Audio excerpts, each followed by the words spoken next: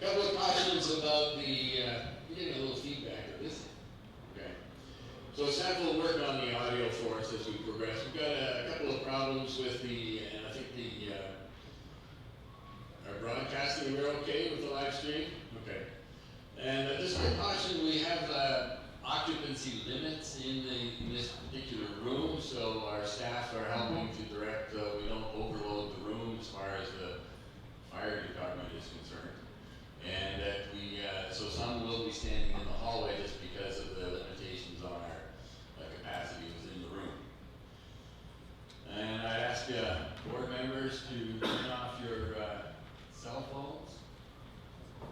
And board members, if you could, when speaking, do use the microphones that we have so that we can, so the gallery can hear us. The first item of business is the annual general meeting. And I just want to remind everybody that this annual general meeting and the full authority board meeting is live streamlined on our website and will be archived along with the official written minutes of the meeting. And as such, comments and opinions expressed may be published, and any comments expressed by individual board members, guests, and the general public are their own, and do not represent the opinions or comments of the full authority or the NPCA board of directors. The meeting is archived and recorded and is available on our NPCA website. The recorded video of the full authority meeting is not considered the official record of the meeting. The official record, of course, of the authority shall consist solely of the minutes approved by the full authority board meeting. This is in our policy handbook, regulation number 2. So, first order of business is to call to order at 9:34 a.m. The annual general meeting of the board. So I welcome our guests and our board meetings to our 58th annual general meeting. Each year, the annual general meeting of the NPCA holds an election for the chair and the vice chair. And the election process begins with a resolution. And once we have the chair and vice chair elected, we will also appoint and elect a number of committees of the authority. So we need, in order to initiate the process, a motion that the acting CAO, Secretary Treasurer, be appointed, that's Mr. Peter Graham, be appointed chair for the election of the authority chair and the vice chair for 2017. So a mover and a seconder, James, and member Kasperseth and member Dart. All those in favor? That carries. Thank you. So Peter, we will switch seats, and I'll give you the chair for the conduct of the election of chair and vice chair. It's over.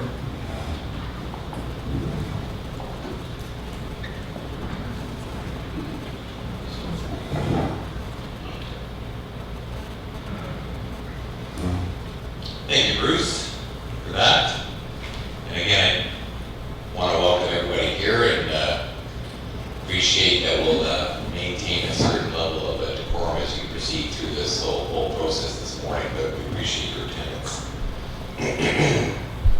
So to start things off, the appointment of scrutineers is required for the purpose of counting ballots should an election be required. As such, I would ask the board to resolve the following: that Mark Brickle, our Director of Operations and Strategic Initiatives, David Barrett, our Director of Corporate Services, be appointed as scrutineers in the event of an election. Do I have a mover? James, and seconded by Roger. Thank you. We call the question. All in favor? So passed. Thank you. To confirm the election of officers, in this case, the chair and vice chair for the authority for the year 2017, the election will be conducted in accordance with Section 10 of the Conservation Authorities Act. To start with the election of the chair, I would call for the first time for nominations for the office of Authority Chair for the year 2017. James. I would like to endorse and recommend Mr. Bruce. You can turn on your mic. Oh, sorry. Thank you, Chair. I would like to nominate Mr. Bruce Timms as Chair for 2017. So just to confirm, can you repeat that one more time? I'd like to nominate Mr. Bruce Timms as Chair. Nominating Bruce Timms as Chair. So reported.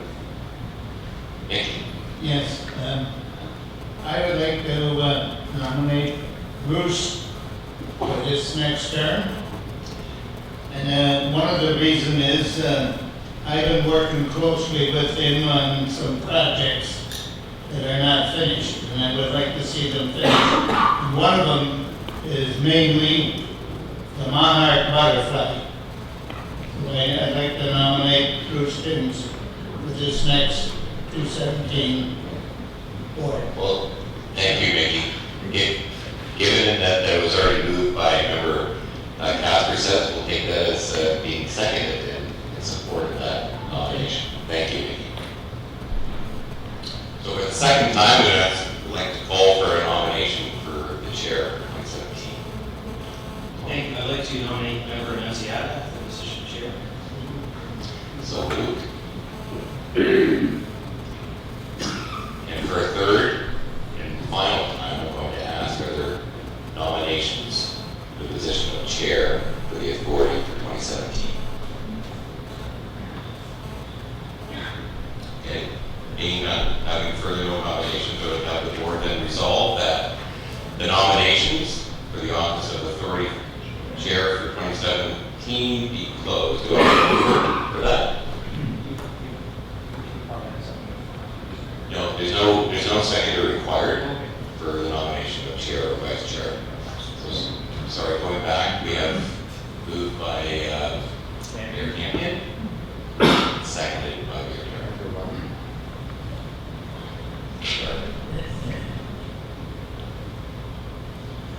Well, thank you, everyone, for that. So then I need to advise that each nominee in alphabetical order will be provided or afforded 3 minutes to speak for the comments of the chair. A little chunky beside me, 3 minutes might be a little tight, but that's as per our regulations. Thank you for that. So, starting in alphabetical order, I'm going to ask for Sandy, if you'd like to share some comments. Thank you. Just from here. Yeah. Speak right in. Well, first off, good morning. Now, we had a very simple mandate: protect the watershed. So how did that simple 3-word sentence evolve into the complexities we as a board are facing today? Well, I'll let you know. In the 1970s, the province added floodplain management. Hazard land management, including the management of local areas susceptible to flood and erosion, was added in 1983. Great Lakes shoreline erosion management was added in 1988. Regulation of development, specifically how it relates to interference with wetlands and alterations to shoreline and water courses, were added in 2006. To say our role has expanded is an understatement. Conservation authorities also provide comment on development applications, specifically in regards to natural heritage features on private property. We receive environmental impact studies for potential development. Once received, we provide comment based on the provincial policy statement, the Planning Act, and Section 28 of the Conservation Authorities Act. Most recently, we've added source water protection, regional tree bylaw enforcement. All of this from a regulatory perspective before we've even talked about the management of over 2,870 hectares of some of the most sensitive and unique natural areas in Niagara, as well as efficient operations of 39 conservation areas, not to mention the occasional wildfire. Now, restoration projects, tree planting, master plans, workshops, open houses, public meetings, stewardship, management and operations of our parks, properties and trail systems, festivals, fairs and weddings. All this while juggling different ministries, different policies, different regulations and acts, while collaborating with 4 levels of government. Now, we're also a commenting agency at times when we can be certain a violation has occurred, an enforcement agency as well. An infinite amount of work on a very finite budget. We have important work to do. Now, the board exists to help achieve balance and to help reconcile provincial policy with the concerns of our stakeholders. Now, some may not appreciate that approach. You may think, along with others, its creation and role is not to interpret, but simply rubber stamp a previously simple black and white issue. And I can assure everyone, issues are never black and white, and the concerns are very diverse. Now, we must continue to take previous black and white issues from property owners, residents, investors, conservationists, and inject color into them. Not because we want to, but because we have no choice. As the demands from provincial legislators keep expanding the roles of conservation authorities, we must adapt and evolve. That adaptation, that evolution is sometimes frightening. And in that regard, we must do a better job of showing patience, compassion, educating and communicating what that evolution will look like. Not just this year, but 4 years from now. We have important work to do. Now, quite simply, we've had to evolve from a talking authority to a listening authority. And with so many voices, sometimes talking over each other, or the loudest drowning out the concerns of the smaller, but equally important voices, the challenges to maintain balance seem unsurmountable and sometimes unachievable. But as municipal leaders, we have to show incredible concern for that balance. Not only for an economically prosperous Hamilton, Halden, and Niagara, but for a healthy, vibrant watershed. Now, the two go hand in hand, and under my leadership, we will not choose one over the other. The two can coexist, and we'll strive every day to achieve that goal. Residents of the watershed, farmers, the development community, environmental groups, private property owners, conservation clubs, municipal councils in Hamilton, Niagara, and Halden all deserve to be heard. But we cannot be so naive to think that by upholding that important principle, conflict, disagreement, differences of opinions will not be part of what we do. Democracy is messy, and disagreement will always be a part of a healthy board conducting important business. We should encourage and be leaders in respectful public discourse because we have important work to do. Now, moving forward, I plan on being open, listening to our partners, and we will always be bound by provincial policy. And we will continue to make that perfectly clear to every stakeholder. We will not approach our responsibilities with a heavy hand. We will not stop listening and searching for common ground in order to help our partners, and we will help them move forward. Now, I remain committed to utilizing the expertise and knowledge of our very talented staff. I remain committed to open, transparent decision-making with a focus on executing the NPCA mandate, despite the complexities as prescribed by the Conservation Act. I remain committed to efficient and responsible spending of public dollars, which will include a very public budget process, regular public reporting, and year-end third-party oversight with those results publicly available. I thank you all for your consideration, and please know how much all your contributions to the NPCA are respected and certainly appreciated. Thank you. Thank you for your comments. We're afforded a little bit beyond the 3 minutes, so we'll probably do the I same. appreciate it, you know. For Mr. Chen, so I'll pass the word. Thank you. And I want to thank Member Kaspersets and Member DeFricio for their support this morning. Our strategic plan is in its 4th year, and I ask the board for your support to see it through to completion as chair of this authority.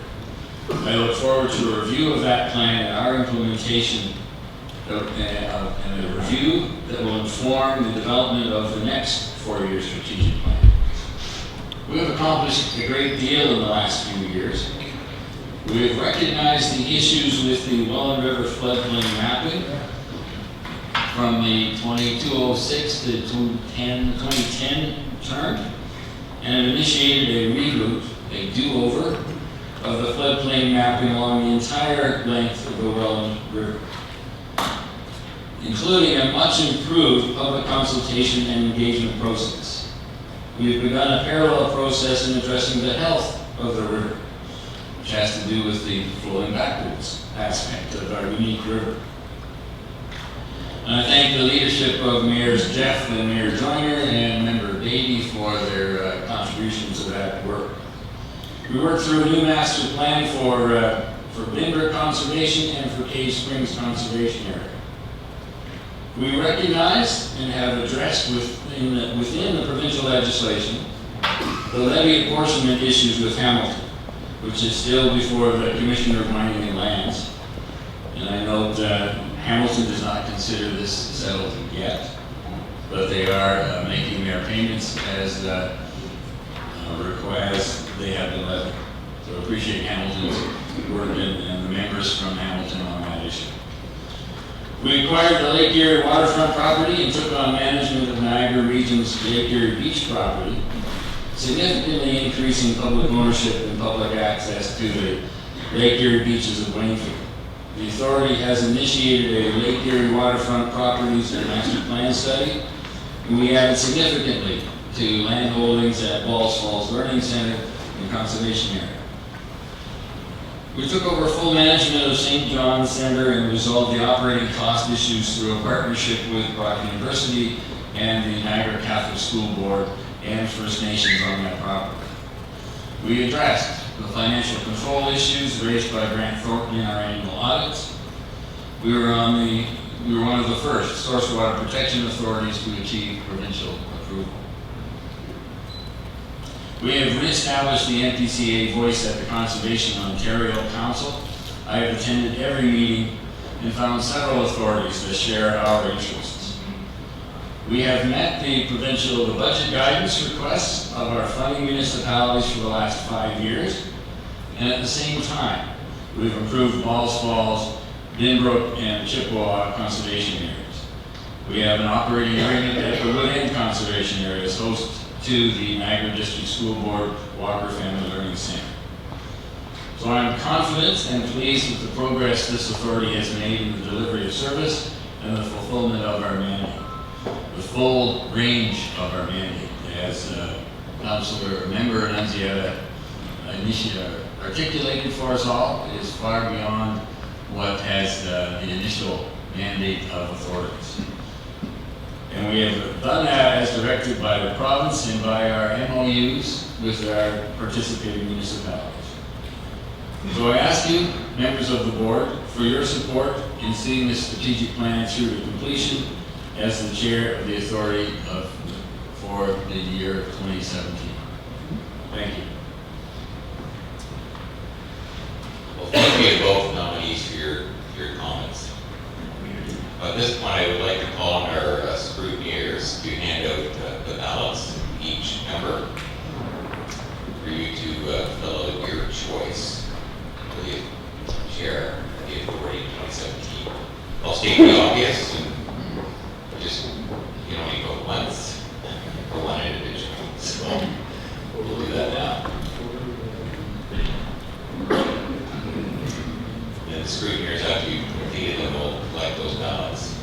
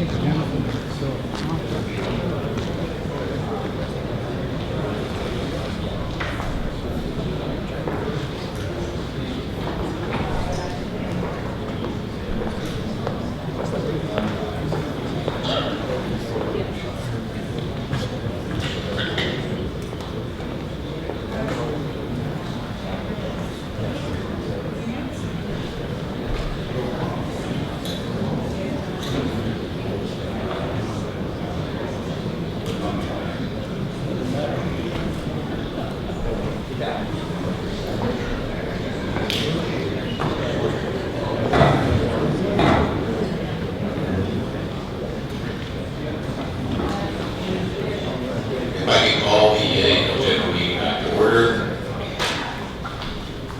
So thank you to the scrutineers for counting the ballots. Thank you again to the nominees. It is now my responsibility then to declare that member Sandy Nunziata will be the chair of the authority for 2017. Congratulations.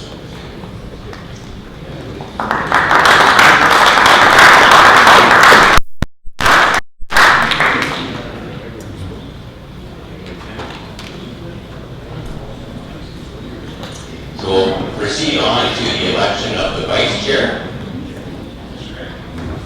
Yes. I'd like to nominate James Casperson for the position of vice chair. Even before I call for nominations, very good. So, well, efficiency, very good. Look at that. So it's moved by Homework. We'll ask for a second time for nominations for the vice chair of the authority for 2017.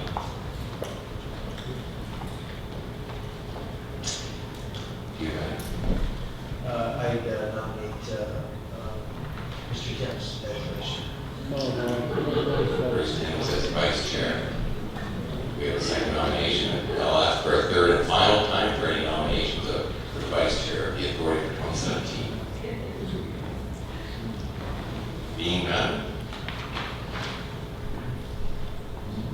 the following resolution needs to be made that the nomination for the office of authority vice chair for 2017 be closed. Do I have a mover? Brian? And seconded by Troy.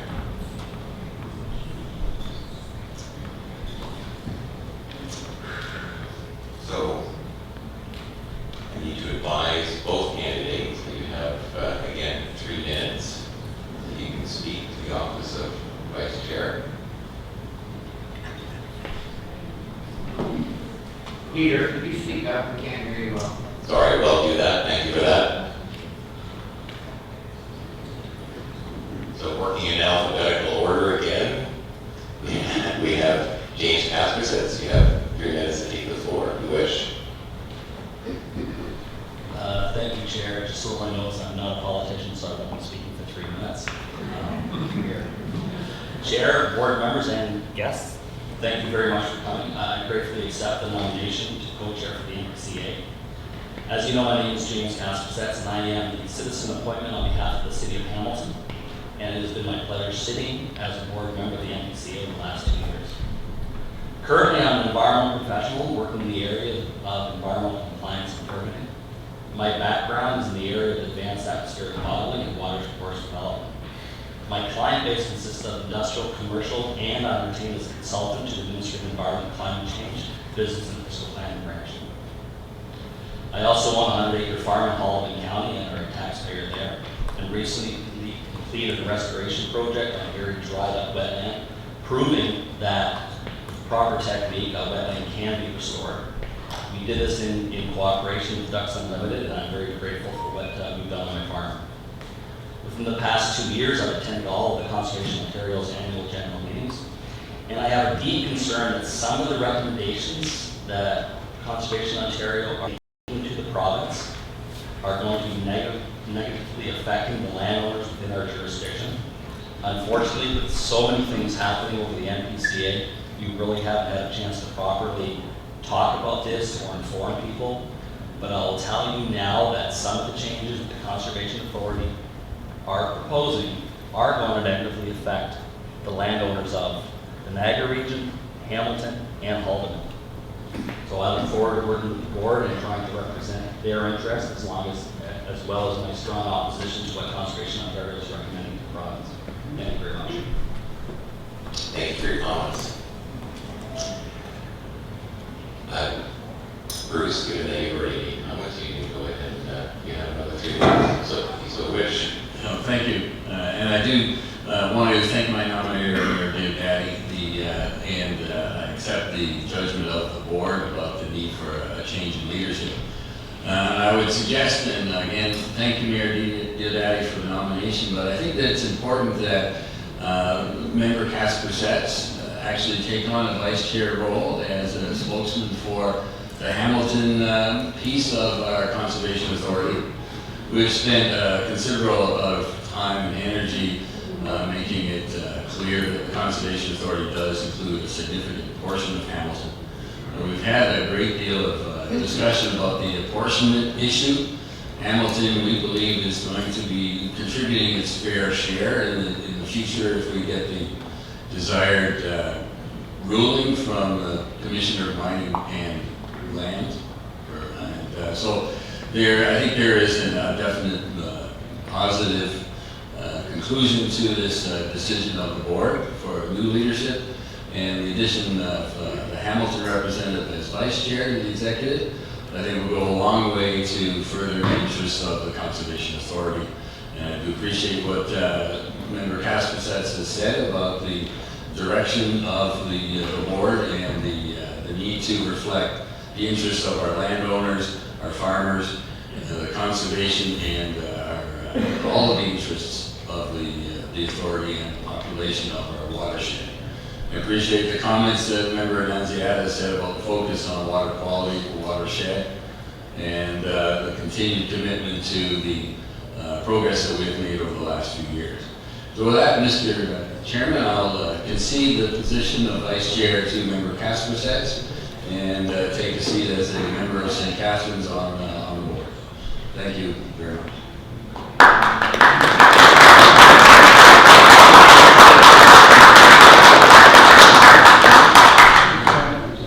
Thank you so much for those comments. So with that, I would be pleased to announce that the newly acclaimed Vice Chair, Member James Kaspasets, will be the Vice Chair for the authority in 2017. That's right here. You Don't get special. you can stay there, you don't have to. So we will need to pass resolutions to this effect then, that I would ask for a mover and seconder that Sandy Annunziata has been nominated as authority chair for the NPCA for 2017, and that James Kaspasets has been acclaimed as authority vice chair for 2017. Do I have a mover? Dr. Seconded by James Kaspasets. Thank you. All in favor? Yes. Thank you.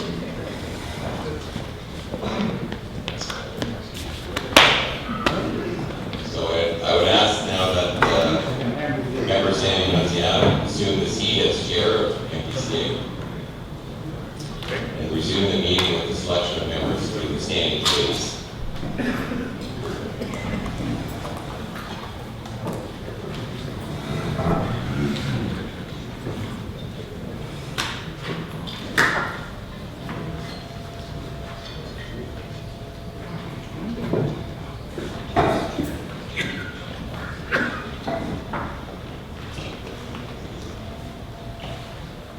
Thank you, members.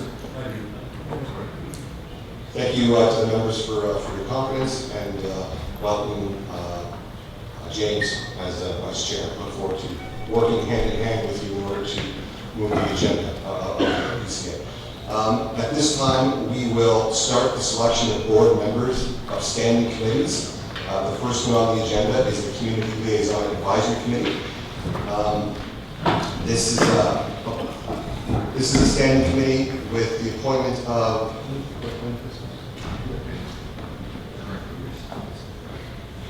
Okay, so it is made up of the chair, the vice chair, and a number of board members exactly. So do you have a definitive number? No outside. Okay. So can I see nominations or a show of hands? Who would like to sit on the Community Liaison Advisory Committee? Member Maloney? Any other members? Member Timms? Going once? Member Jeffs? Any other members? Any other members who would like to sit on the Community Liaison Advisory Committee? Seeing none, we will add Member Maloney, we will add Member Timms, and we will add Member Jeffs. have that moved by Member Quirk and seconded duly by Councilor Joyner. Thank you. So those are the members of the Community Liaison Advisory Committee. Oh, sorry, I'll call the vote. All in favor? So moved. Okay, so clarification, we see that, right? Okay. Okay, that brings us on to our second standing committee, the Budget Steering Committee. The chair and vice chair and members as appointed. Can I have a show of hands? Councilor Quirk, Councilor Beatty, Member Beatty. Any others? Any others that would like to sit on the Budget Steering Committee? Member DeFrugio? Member DeFrugio? Oh, and Member Timms. So right now we have Member Quirk, Member Timms, Member Beatty, and Member DeFrugio. Any other members who would like to sit on the Budget Steering Committee? Seeing none, can I get a mover for those, please? Oh, Member Hodgson? Member Hodgson? Any others? Seeing none, can I get a mover for those individuals? Member Quirk moved it, second by Councilor Jeffs. All in favor? Thank you. The next standing committee, Audit Committee. By the fact of the chair and the vice chair, any members, any board members would like to sit on the Audit Committee? Member Beatty, Member Quirk, Member Beatty, Member DeFrugio. Any other members would like to sit on the Audit Committee? Seeing none, can I get a mover for those names? Member Dart, second by Member Joyner. All those in favor?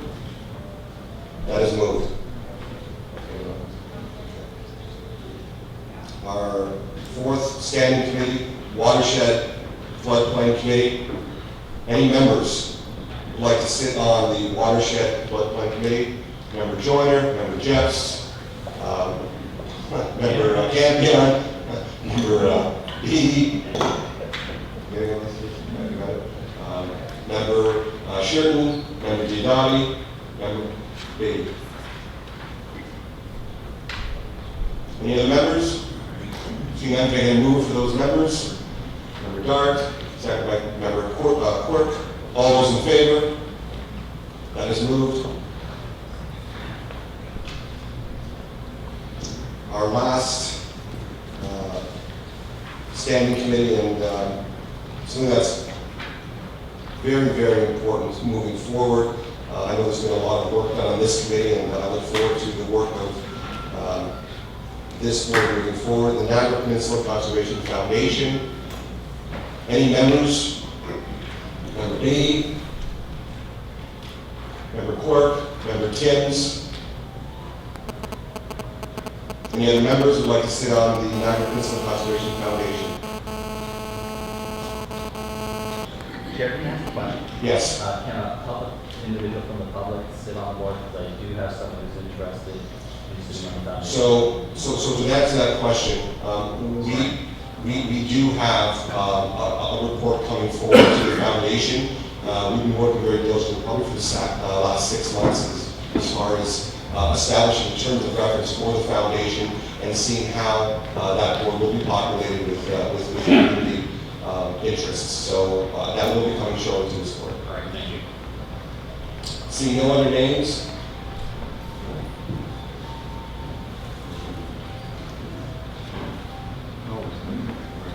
Seeing other names, I'll need a mover for those names to sit on the foundation board. Member B, second by Member Kaspersets. All those in favor? So moved. And our last standing committee, Source Protection Committee.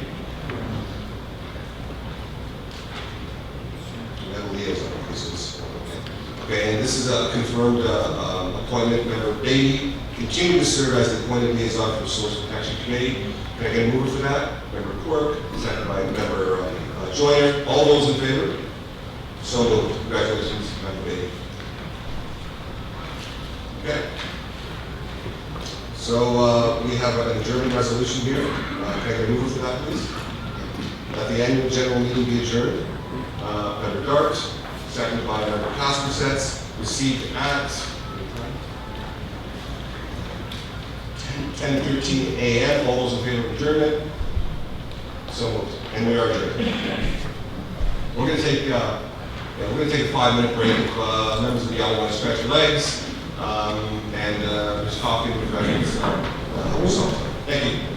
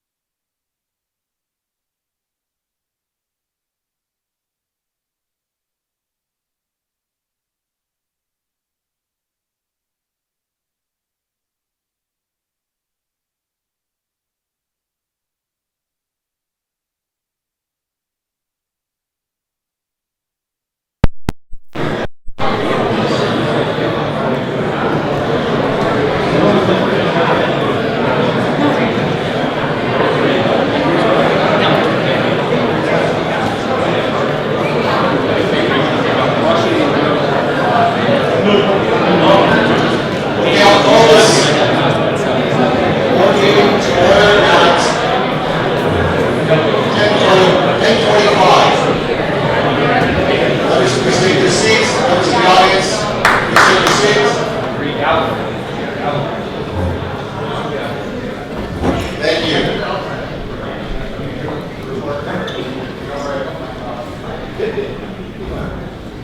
Thank you and welcome to the first Authority Board meeting of 2017. I'll ask if there's any declaration of conflict of interest. Any board members declaring a conflict of interest? Seeing none, can I get a move for the adoption of the agenda? Thank you, Member Beatty. Second by Councilor Diodati. Questions to the agenda? Member Hodgson.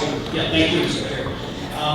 We know we have a pretty big turnout from the community here today. I think we all know what the issue is, and we've had considerable concerns raised by concerned citizens, and the concerns have been, I guess, also expressed by numerous municipal councils.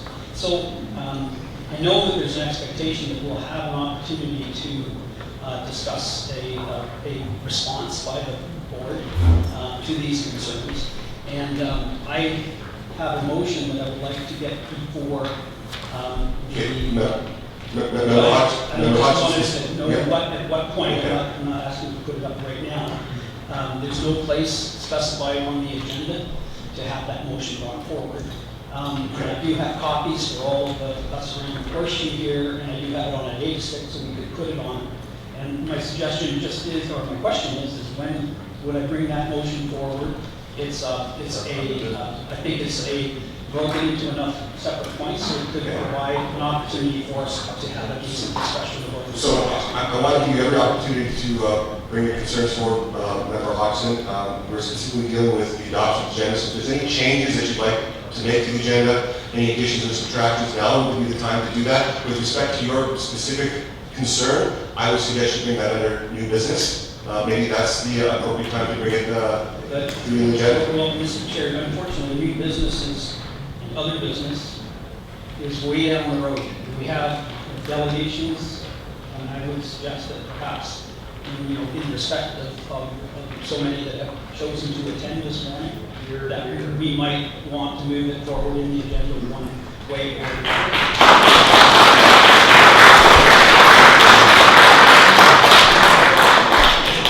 With all due respect, what we can do to alter the agenda, Member Hodgson, we do need a board resolution to do that. Okay, I would like to move that we, do I have to move the?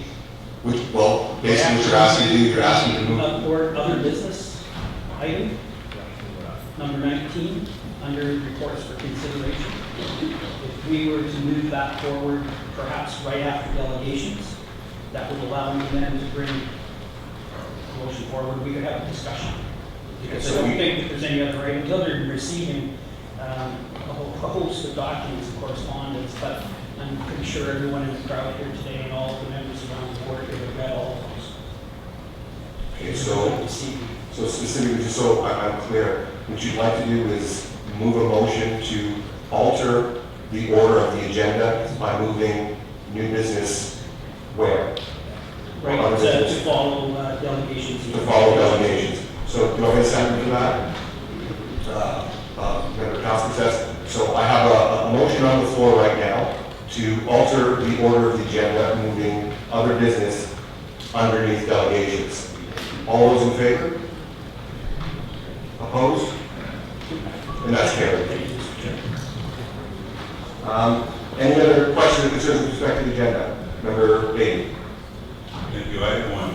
I see that we have a delegation for Draper's Creek, and there is a closed session item with respect to Draper's Creek, and I'm wondering whether we can remove that portion that belongs to the closed session to share with the public the actions that have happened with regard to it. In other words, I see most of that report, in my opinion, should be done in public session. The fact that there's ongoing legal issues obviously is the source of having a closed session. Thank you for that question, Member Beatty, but I'm going to have to refer to our staff. If there's a reason for it to be in closed session, then I'm going to assume that it has to do with ongoing or potential litigation, which does meet the threshold standard of going into closed session. If there's anything that can be discussed in public, you could make that motion at the time. That's a clarification.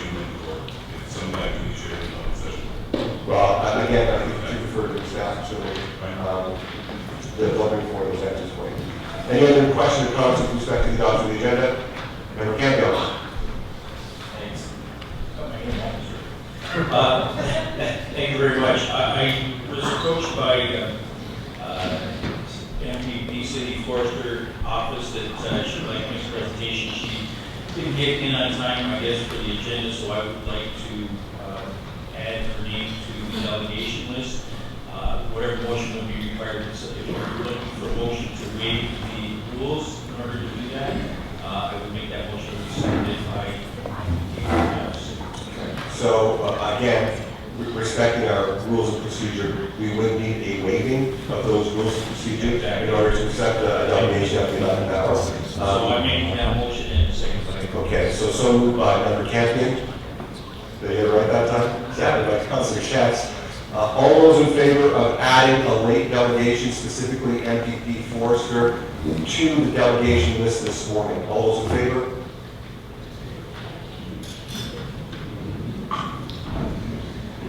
That is moved. If the clerk would please add Ms. Forster to the delegation list. Is Ms. Forster here? Okay.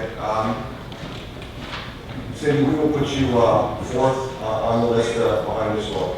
Okay? Thank you. Okay.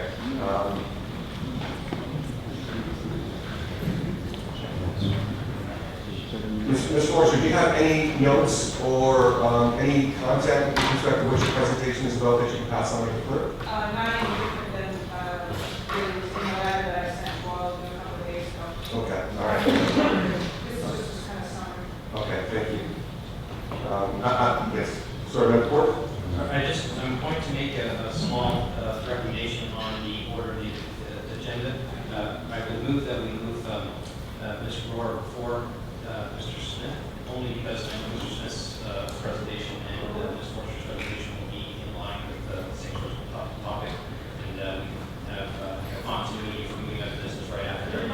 We can't hear you. Sorry, I'm just suggesting that since we have moved other business after delegations to discuss the issue, that Member Hodgson said that we would listen to Ms. Rohr's presentation first, and then have the two delegations, and then discuss another business, so there's some continuity there. Okay, I'm going to take that as just a friendly amendment. I'm going to suggest that Ms. Rohr be moved up in the agenda order. Can I get a show of hands from council? Sorry, from the board. All those in favor of moving Ms. Rohr up? So that takes us on to delegations and presentations. Having just made that change in order, Ms. Carrie Moore.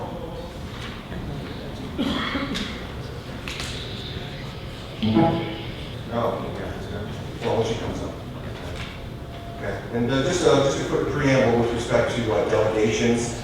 Well, this is very, very important. We want to run our board meetings very efficiently, and board members have a fiduciary responsibility certainly to uphold the policies that we adopt as a board. So on the advice of legal counsel, I wish to advise all speakers that the board will not comment on or answer questions about the following issues. Any personal issues involving staff or former staff of the Niagara Peninsula Conservation Authority, as these members are confidential, please respect that. And the ongoing litigation between the Niagara Peninsula Conservation Authority and Mr. Ed Smith, which would include matters relating to Carmen DeAngelo's consulting business and matters relating to William Montgomery and Cornerstone Sponsorship Management. Please respect those individuals and their individual rights with respect to their legal obligations. And I would ask that indulgence from the gallery and board members as well. Ms. Rohr, come forward. Good morning. My name is Carrie Royer, and I am the coordinator of community outreach and the volunteer program at the Niagara Peninsula Conservation Authority. So I've been asked to come here today to present a video that we worked on in collaboration with students from Niagara College. So in the summer, I contacted Niagara College to see if there was any possibility that we could work together to create a video. And I was contacted back by Mr. Bill Bolin, who is the coordinator of the broadcasting, radio, TV, and film program there. And he said that was excellent timing. They were looking for new projects for their students coming in the fall. And so I gave them the idea of doing a call to action about our volunteers, wonderful volunteers that we have that help NPCA with projects and events. and programming, and we are so fortunate to have such good support from the community. And so we wanted to showcase some of our volunteers and some of the work that they do for the Niagara Peninsula Conservation Authority. So I had a group of 5 students that worked with us, and each of them had a different role in their program. So one was producer, one was director, one did lighting, one did sound, and one did the editing. And I was hugely impressed by what they put together. They actually had a friend of theirs, another program, who did some drone footage, so there's some drone footage in the video. And they just were really, really dedicated to creating this video for us, and I think the results are pretty good, so we wanted to share that with the board. So, thank you.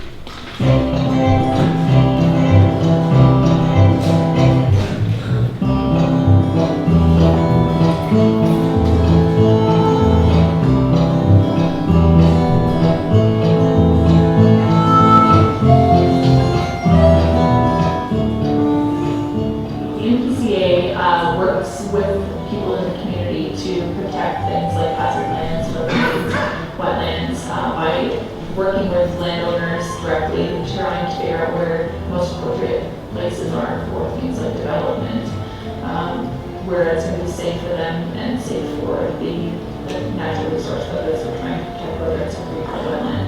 Volunteers are especially important for continuing to engage the community and to share the stories and to share the heritage of those sites by doing educational programs. So for example, our blacksmiths that do blacksmithing demonstrations at Falls Falls whenever we have any type of event, show a historical trade that was really important back in the early settlers days and things like that. And so it helps to preserve that cultural heritage, and then the tours with the ball home help tell the story of the people who lived there and why that land is significant, why it's important in Niagara.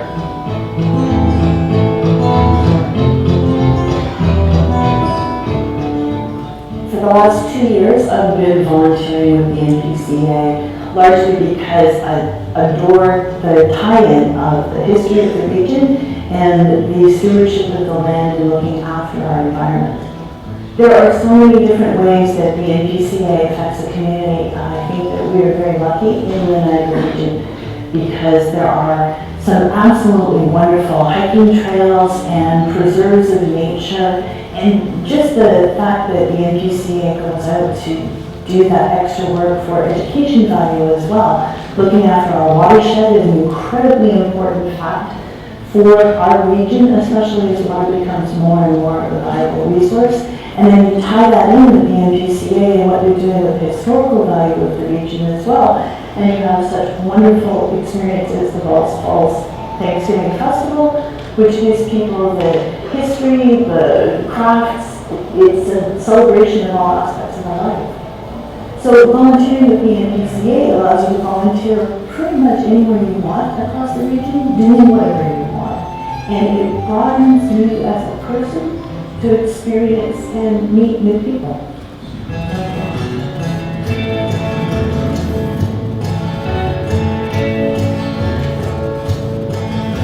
I started doing all volunteering because I could see a need in the community for improvement of the wildlife habitat and river conservation, for water quality, and diversity of population. I have volunteered for 25 years, being my 26th year. I think volunteer is very self-satisfying. At the end of the day, you accomplish something. You've done something for fellow man, which I think is what we're all here for. To work together to make a better world. You can do tree planting, you can do long-term projects, you can research and do. It's no matter what you can do. You just find something that you enjoy doing and pursue it.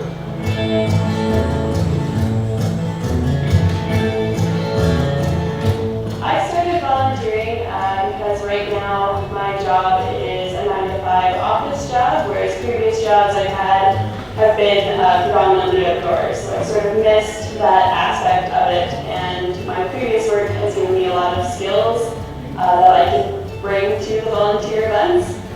So it's good for me to get outdoors and enjoy nature, meet some other people, and keep my skills current while I'm not using them for my actual job.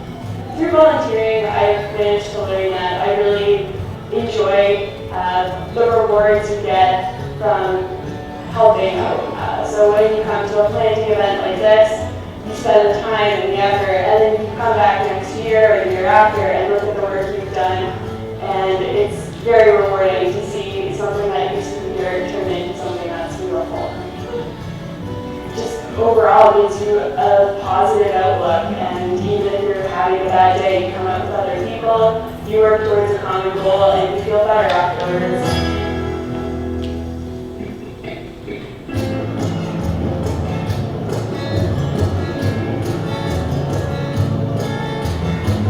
When I first started volunteering, I did it for high school hours, and then I just enjoyed it so much, and I found I loved giving back so much that I wanted to continue it.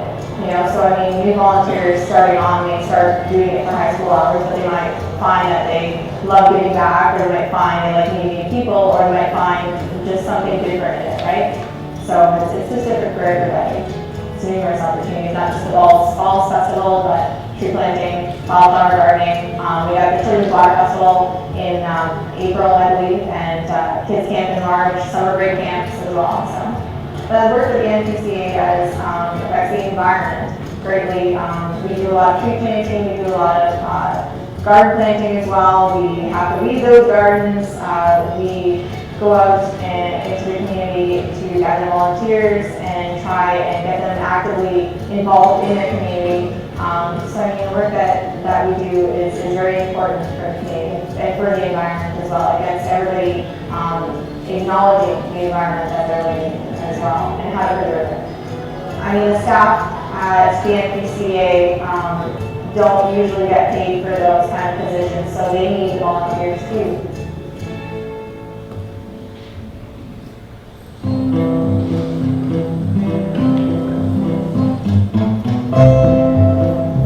The best thing about volunteering is I thought it would be, working with the animals and working, out in nature, but it really boils down to the people you work with. They're phenomenal. You'll get to experience some of the most dedicated people in the business. Without the Conservation Authority, a lot of these lands would be, lost. They would be developed, and we would lose this natural heritage that it's so rare, right? It's an important thing to have somebody looking out for the environment like this.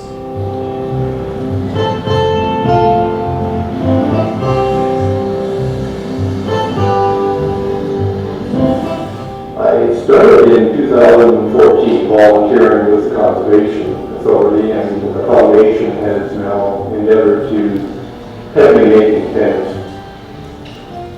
It was accidental actually, and it was more the interest of finding and discovering that there was wood available from the comfort people that I could use to make things with. And it suggested to Mish, the arborist, that we start doing something with the wood.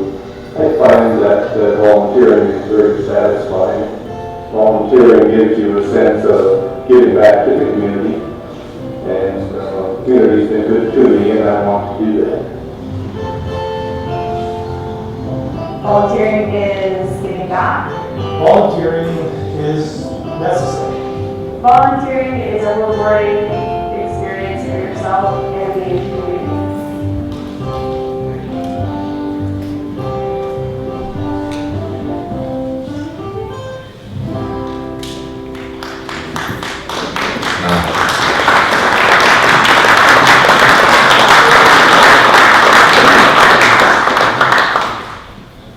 Thank you.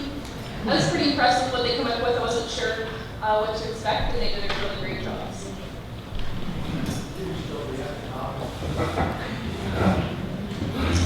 Well, thank you, Terry. Well, just don't go away yet, because just in case members of the board have any questions for you with respect to the video or anything that you're working on right now. I'll open up questions to the board. Any questions or comments? Ruby? Thank you. Thank you for the presentation of that. Very informative. We've seen changes over time. Can you give us an idea quantitatively how things have changed with regard to the numbers of volunteers over the last number of years? Has it increased? Is it stabilizing? We have increased the number of volunteers we have. We are starting to work with a lot more community groups to bring in their volunteers as well. I believe the firm numbers are in your stats report, but I think we have, if we include all the volunteers from all the community groups that we work with that come out and support our events, we've worked with over 750 volunteers this year. So we're really very fortunate. And part of that is we're doing a better job of keeping track of our volunteers now. We actually have a database that I can go in and post hours every time I have an event. I go in and keep track of the number of volunteers and the volunteer hours and all that. So we are doing a better job of that. So that's some of the increase. But also we're just, we have one person that's doing all the volunteer recruitment, whereas before it was kind of scattered throughout all the properties. So now we can sort of share resources and it's one person, one contact person, it just makes it simpler. And obviously, we have an annual celebration of volunteers, and a good number of them come for that recognition. I would recommend that this video be considered by Cogeco in terms of the public broadcast and for other distribution in terms of letting the public know what opportunities are available. Congratulations, well done. Thank you. Bill Boland from the Niagara College program actually committed that he would submit the video to Cogeco and hope that they would put it on as a public broadcast. Great, thank you. Thank you, Ms. Rowe. Any other questions? Seeing none, thank you so much for your presentation. Our next delegate on the agenda is Mr. Don LeBute. Is Mr. LeBute here? Mr. LeBute, welcome. If you wouldn't mind just stating your name and your address for the record, Mr. LeBute.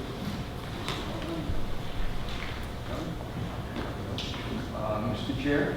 Yes. Mr. Board, my name is Don LeBute. I'm at 75 Sumter Road. Here on the video going? Speak in and I'll speak right into it.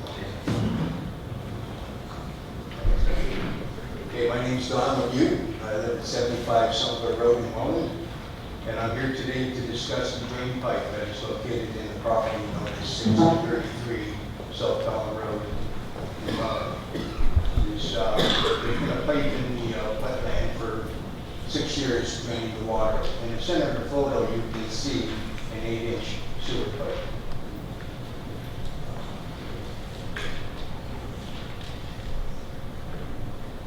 This is a map from the Ministry of Natural Resources and Forestry.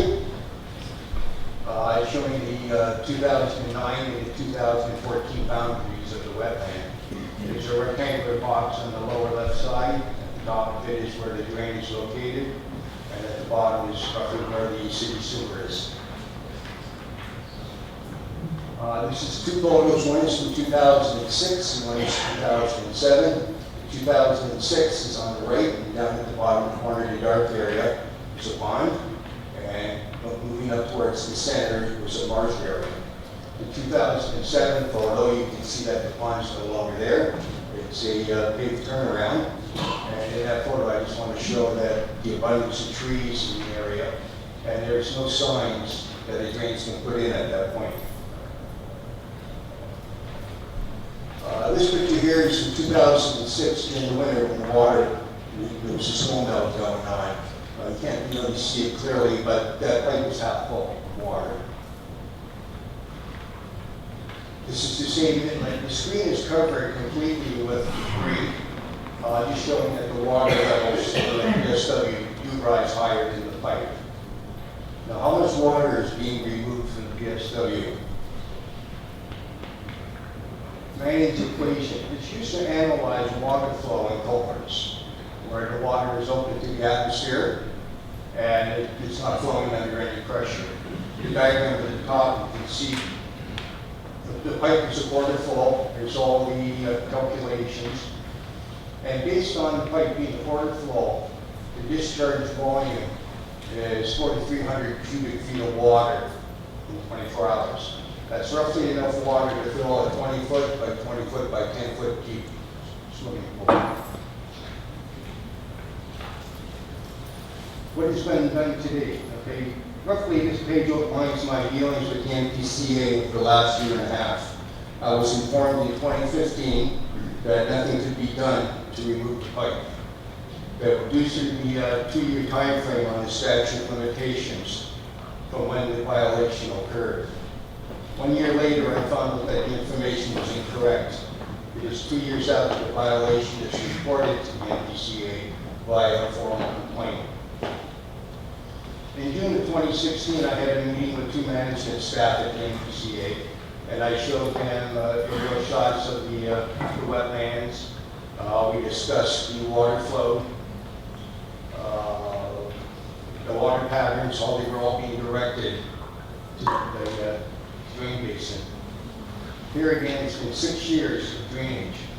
The NPCA retained a copy of the presentation for future reference.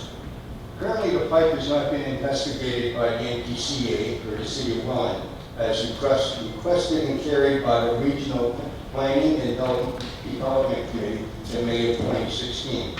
There's no evidence that the pipe is connected to the city sewer.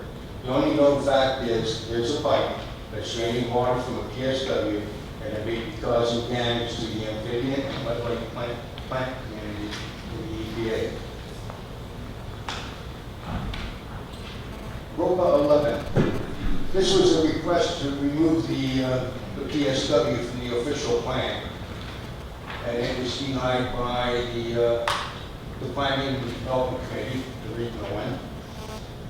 The NPCA must be the keepers of the PSWs to ensure that they stay seated at the top of Canada's most valued EPAs. To protect the Drapers Creek complex, the investigation of the pipe is necessary. The OMB decision, November 15, 2016, just 2 articles. I'm going to touch the last 2 lines, number 59. I need to proceed with caution before removing wetland units from the PSW. And number 60, I do not find it appropriate to remove the 3 wetland units currently on the subject property from the PSW complex. And that's signed by the chair of the OMB meeting. In January of this year, I sent an email to the Minister of Natural Resources and Environment. I asked him a couple questions. One was, has there been any request to reevaluate Drapers Creek complex or any of its polygons within the last 3 years by a local or provincial body? The response was, generally, I don't get requests from anyone other than landowners, consultants in case of a developer or corporations.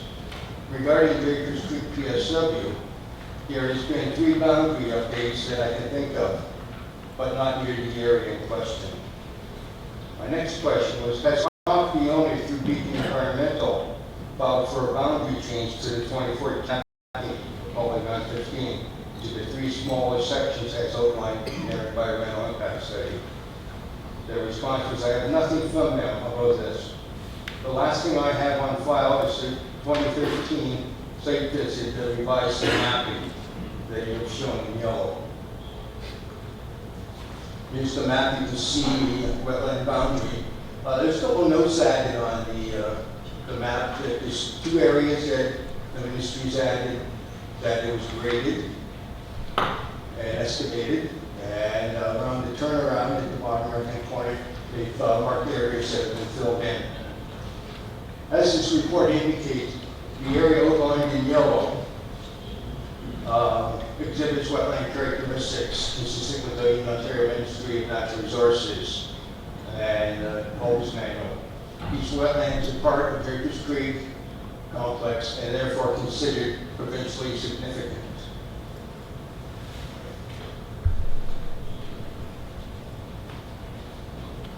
The NPCA lawyer stated in December 2016 in an article in Niagara This Week, officers have the right to enter without permission under Section 28 that states such entry is allowed if the authority or officer has reasonable grounds to believe that a contravention of the regulation is causing or is likely to cause significant environmental damages, and that the entry is required to prevent or reduce the damage. A couple of points on Section 28. Item A, is restricting and regulating the use of water in or from wetlands. B, it's prohibiting, regulating, or requiring the permission of the authority for changing or interfering in any way with the wetlands. And D is about the appointment of officers to enforce the regulations. So what we have is, in January of this year, the Ministry of Natural Resources has said, in the OMB stated November 2016, the Regional Planning Department Committee in May of 2016, and the Environmental Impact Study from Beacon in 2015 all agree that Polygon 15 at Draper's Creek is a PSW. Now my questions to the board are as follows. Under Appendix 2, schematic for application process under both the Planning Act and the Conservation Authority Act, Appendix 2C, for development, interference with wetland, and alterations to shorelines or water courses. This is a regulation permit application process. Was this process followed or ever applied for? Why does the NPCA continue to avoid investigating the drain pipe?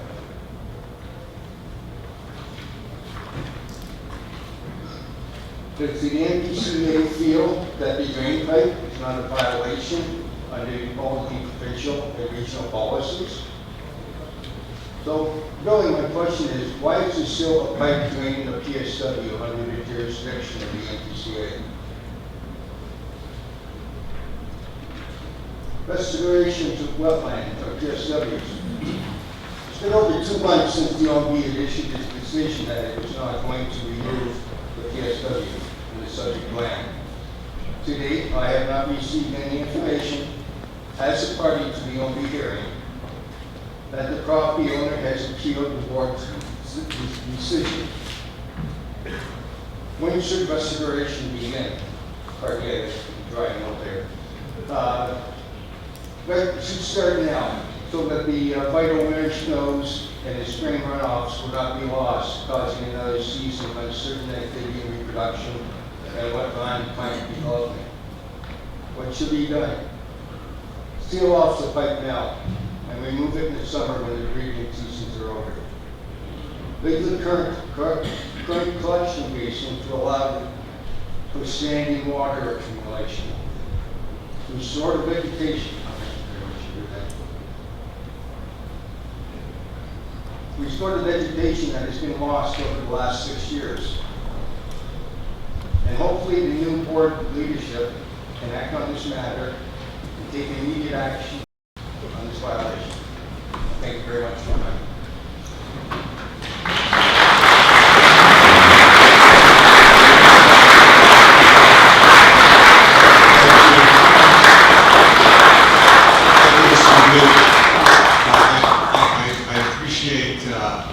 And certainly members of the gallery appreciate your delegation as well, but can I remind members in the audience, please don't pause, just let's go through the delegation as quickly as we can.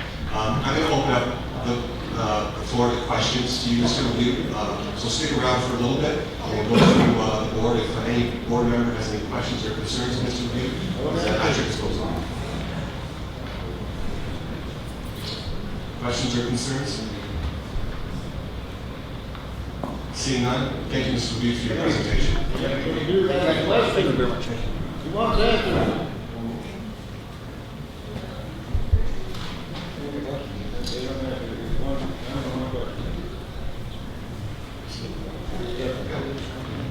If I can, through you, Chair. Mr. Lee's presentation, thank you again for the presentation. On behalf of NPCA staff, we're going to make a commitment to you, Mr. Lebutte, and I'm hoping with the support of the city as well, and have staff available there as well, that we're going to meet with you. We have been investigating it, and we would love to sit down with you to present the results of that. So we will make that commitment to you. Mr. Review? Thank you. That brings us to our next delegation, Mr. Ed Smith. Is Mr. Ed Smith in the gallery? Yes.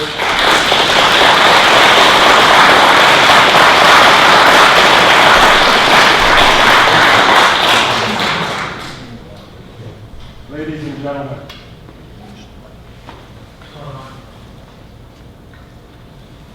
Is that good?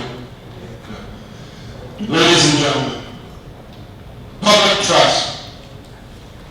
Whatever trust the public places in public officials must be respected. Under the right circumstances, the loss of public trust can mean the loss of the right to govern.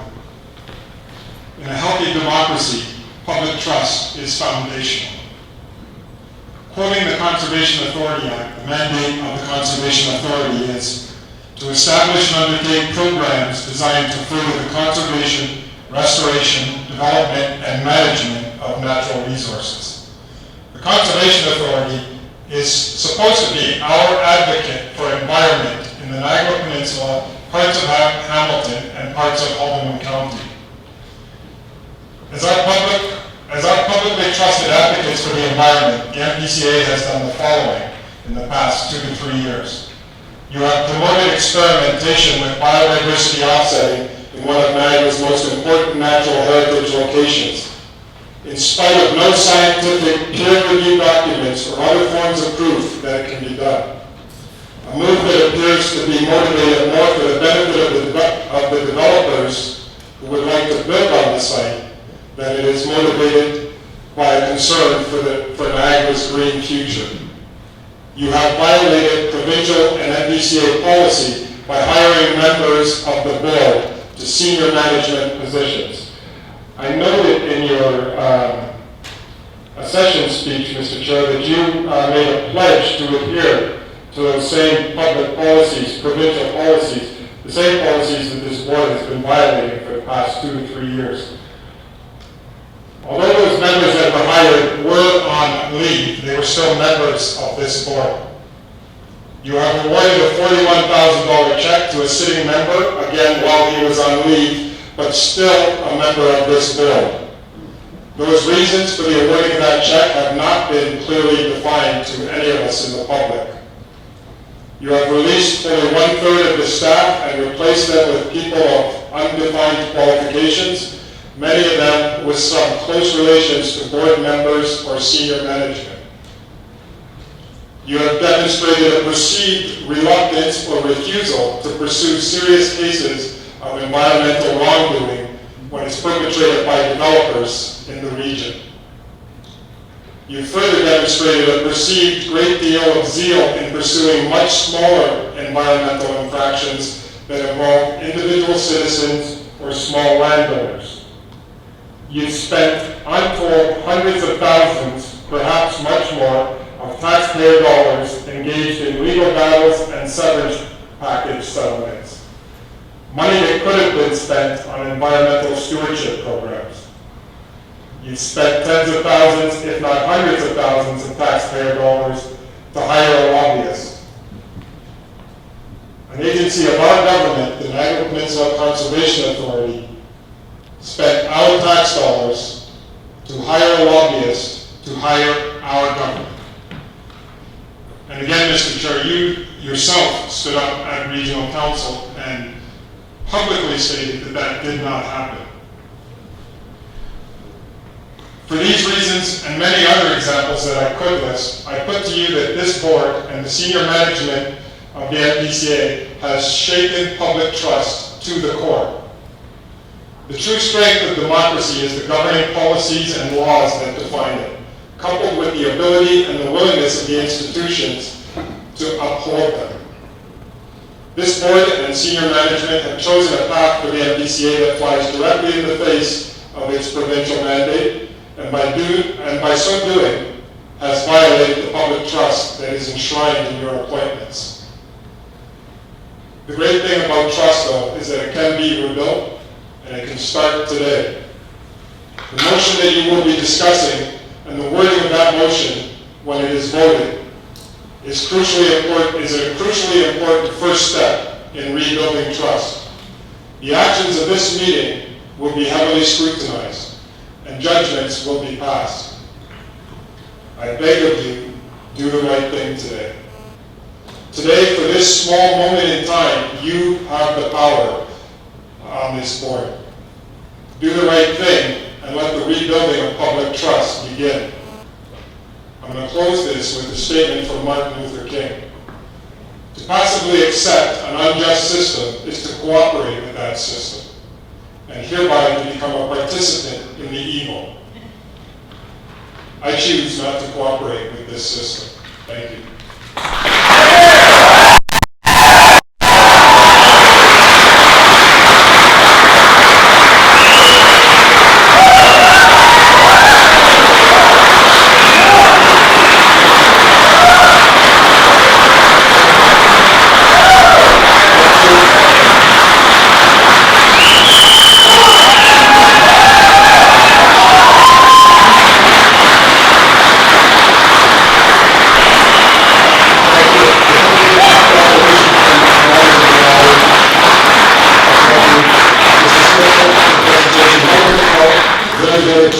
Celebration, Dr. King's celebration the other day, so that was a wonderful quote. Members of the gallery, please give the courtesy to everyone else at the board and certainly in the gallery.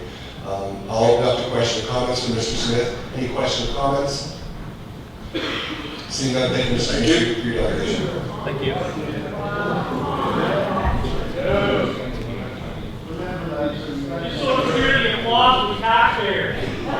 Members of the gallery, please be respectful.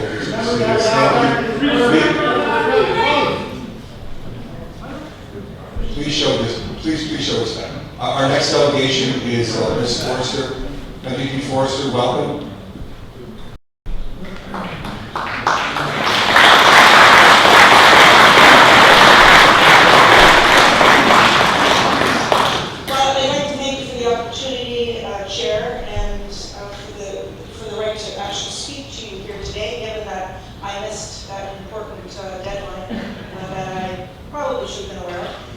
Anyway, I want to first congratulate the new chair and vice chair on their appointments today.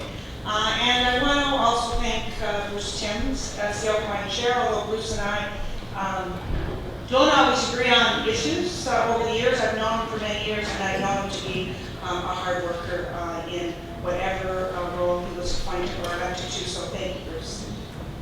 I have provided you with a letter dated January the 16th addressing kind of the concerns I'm going to summarize here today.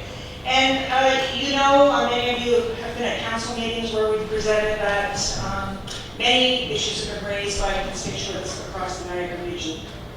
Since 2013, so this isn't a new issue, I have been calls from constituents, regional councillors, city councillors, former NPCA board members and chairs who are here today, the members of the NPCA Citizens Advisory Committee on issues regarding management and governance of the NPCA over the last 3 years. In 2014, I raised some of those issues in the legislature about the NPCA's priorities, shifting more towards development and away from the more important issues of conservation. I heard from people who believe that the NPCA is relentless in pursuing individual property owners, but lax with developers when it comes to enforcement issues. I also voiced my concerns about the restructuring and the reduction of 25 to 30% of the existing staff, and at the end of the day, we still have the same number of staff members, if not more. And some of these people had a lot of expertise in areas of biology and conservation. Today I'm told, as recently as the last month, that the labor relations environment at the NPCA is poor. There are numerous grievances proceeding to arbitration, which will cost the NPCA a lot of money. There are layoffs of positions. There are vacancies being left unfilled or being filled with management positions. Board members have been awarded contracts and jobs in contravention of the Conservation Act, and perhaps in contravention of their own policy with regards to contracts. I'm concerned that the NPCA and its charitable wing have been trying to avoid public scrutiny. And so many of the questions asked by Ed Smith and many others deserve answers. And this isn't about Ed Smith, although he's done a great job advocating for many people who had questions. This is about transparency, it's about accountability, and it's about the truth.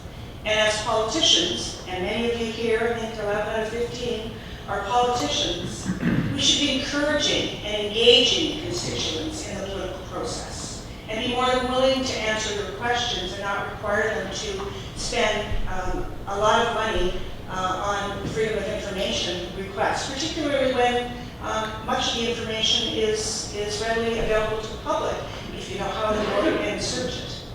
Taxpayers deserve to know how their money is being spent and if public agencies are fulfilling their mandate. And threatening critics with a slap suit does little to improve transparency or the public's trust in us or the democratic process. So we now know that about 9 or 10 of 14 municipalities across Niagara, Hamilton, Haldeman, are fully in support of a forensic audit, a money audit, even an OPP investigation by a third party. In addition, all 4 area MPPs, including the young fella, Sam Lustroff, who's representing Niagara, West Glanbrook, are in favor of a forensic audit being done. In addition to the concerns that I've raised, I've also raised, and many others have raised, the composition of the board. The fact that 11 of 15 members are actually politicians, and that we've lost some expertise because of that. Not to say that none of the politicians around the board don't have any expertise, but in the past, when the province appointed 5 of the board members to conservation authorities across the province, that was before the Mike Harris government changed the rules. The parliamentary committee looked at the skills and the expertise and the education of those board members. And so based on that, I actually have introduced a private members bill that would see a better balance on conservation authorities actually across the province. I'm very concerned about the lawsuit, the slap suit against Ed Smith. I think there was legislation passed provincially to kind of prevent slap suits in this province last year or perhaps in 2015. And the fact that it comes out of the request he made, his questions answered. He is really just a voice for many across this region. Most of your board members here today who are elected either supported or your council supported resolutions for a forensic audit. And I believe that you should now direct your chair, your new chair, and the acting CAO to end the slap suit against Ed Smith. Because if you truly believe that a forensic audit is needed, then Ed Smith was asking the right questions. He was asking questions on behalf of your taxpayers. And so if you believe the audit is needed, then you, on the other hand, should believe that Ed Smith should be sued as part of this process.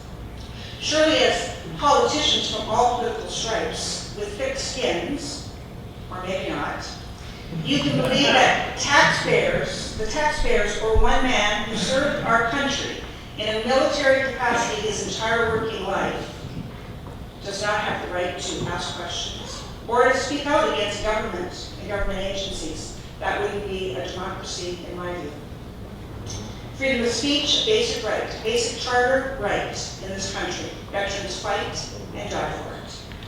So I would respectfully request that when you go in camera today, which I know you will at some point, that you make the decision not only to do a third-party forensic audit, but that you make the decision to drop the slap suit against Ed Smith. Thank you.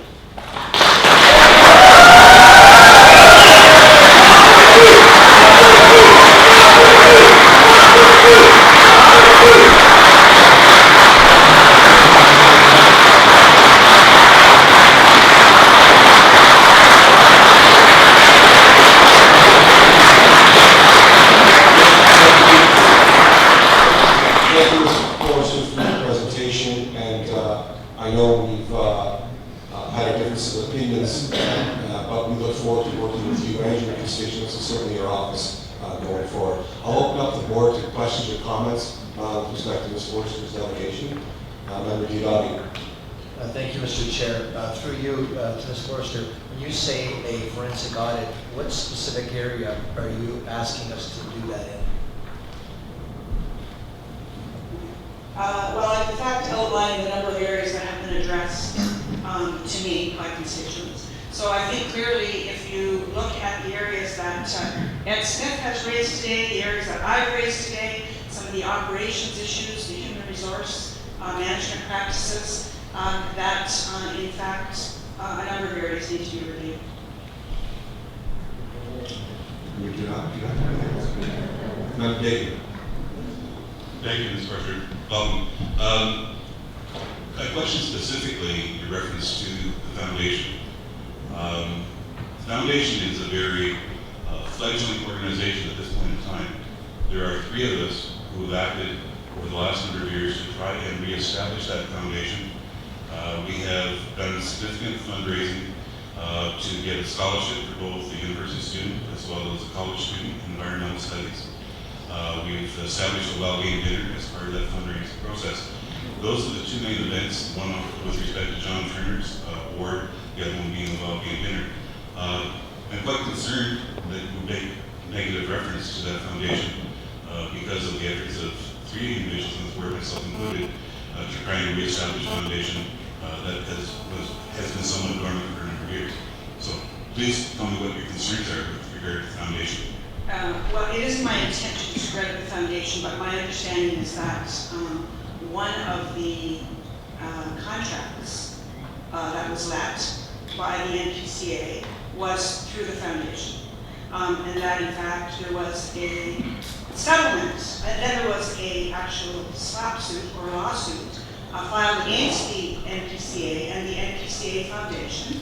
That in fact, that was part of a Freedom of Information request, which was not released, although the vast majority, 90% of the documentation was public record.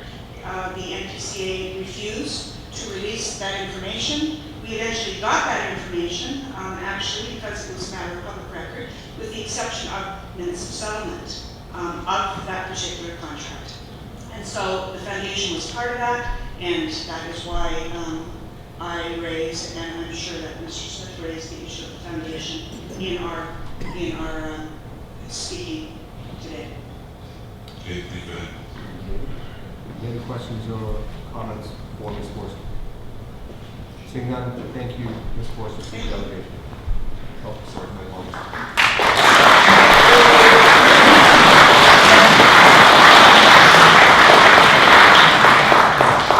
I'd like to thank all the delegations. I'd like to thank all the delegations this morning for their presentations. At this time, I'd like to move a resolution. We can take them in block or we can take them individually. That the presentation by Donald Yu on Draper Street be received for information. That the presentation by Ed Smith regarding the NPCA audit be received for information. That the NPCA staff video presentation, call to action for volunteers, be received and posted on the NPCA website. And Ms. Forster's delegation be received for information as well. Can I get a move for those in block, please? Councilor Quirk, seconded by Member Maloney. All those in favor? That resolution is carried. That concludes delegations, the delegation portion of the agenda. And as per the previous motion to move and alter the agenda, at this time we will be looking for new business. Any members? Member Hodgson.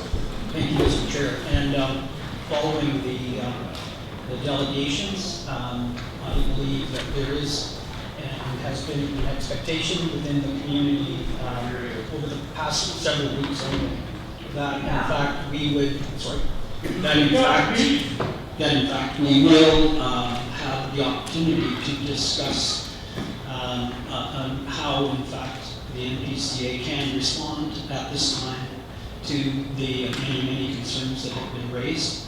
And so I have a motion that I believe we could, and I can see that it's going up on the screen right now, and I have distributed copies around the horseshoe, of a motion that hopefully will frame our discussion and So I'd like to move that motion now, and so we can have a discussion around it, and then I'll read it, and if I could speak to it just very briefly to explain how I've broken it into a number of separate items, and the purpose of the wording. Wordsmithing is fine. I just came up with this stuff yesterday and decided that I wanted to give us an opportunity to be as responsive to some of the concerns raised without, in fact, being caught up on detailed items.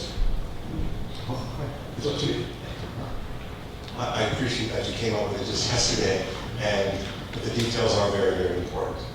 Member Hodgson. So I will pull up that motion on the board, and I will open it up to questions, comments, or concerns from board members. To get it on the floor, can I get a mover for that? Member Jeff, seconded by Member Kaspers.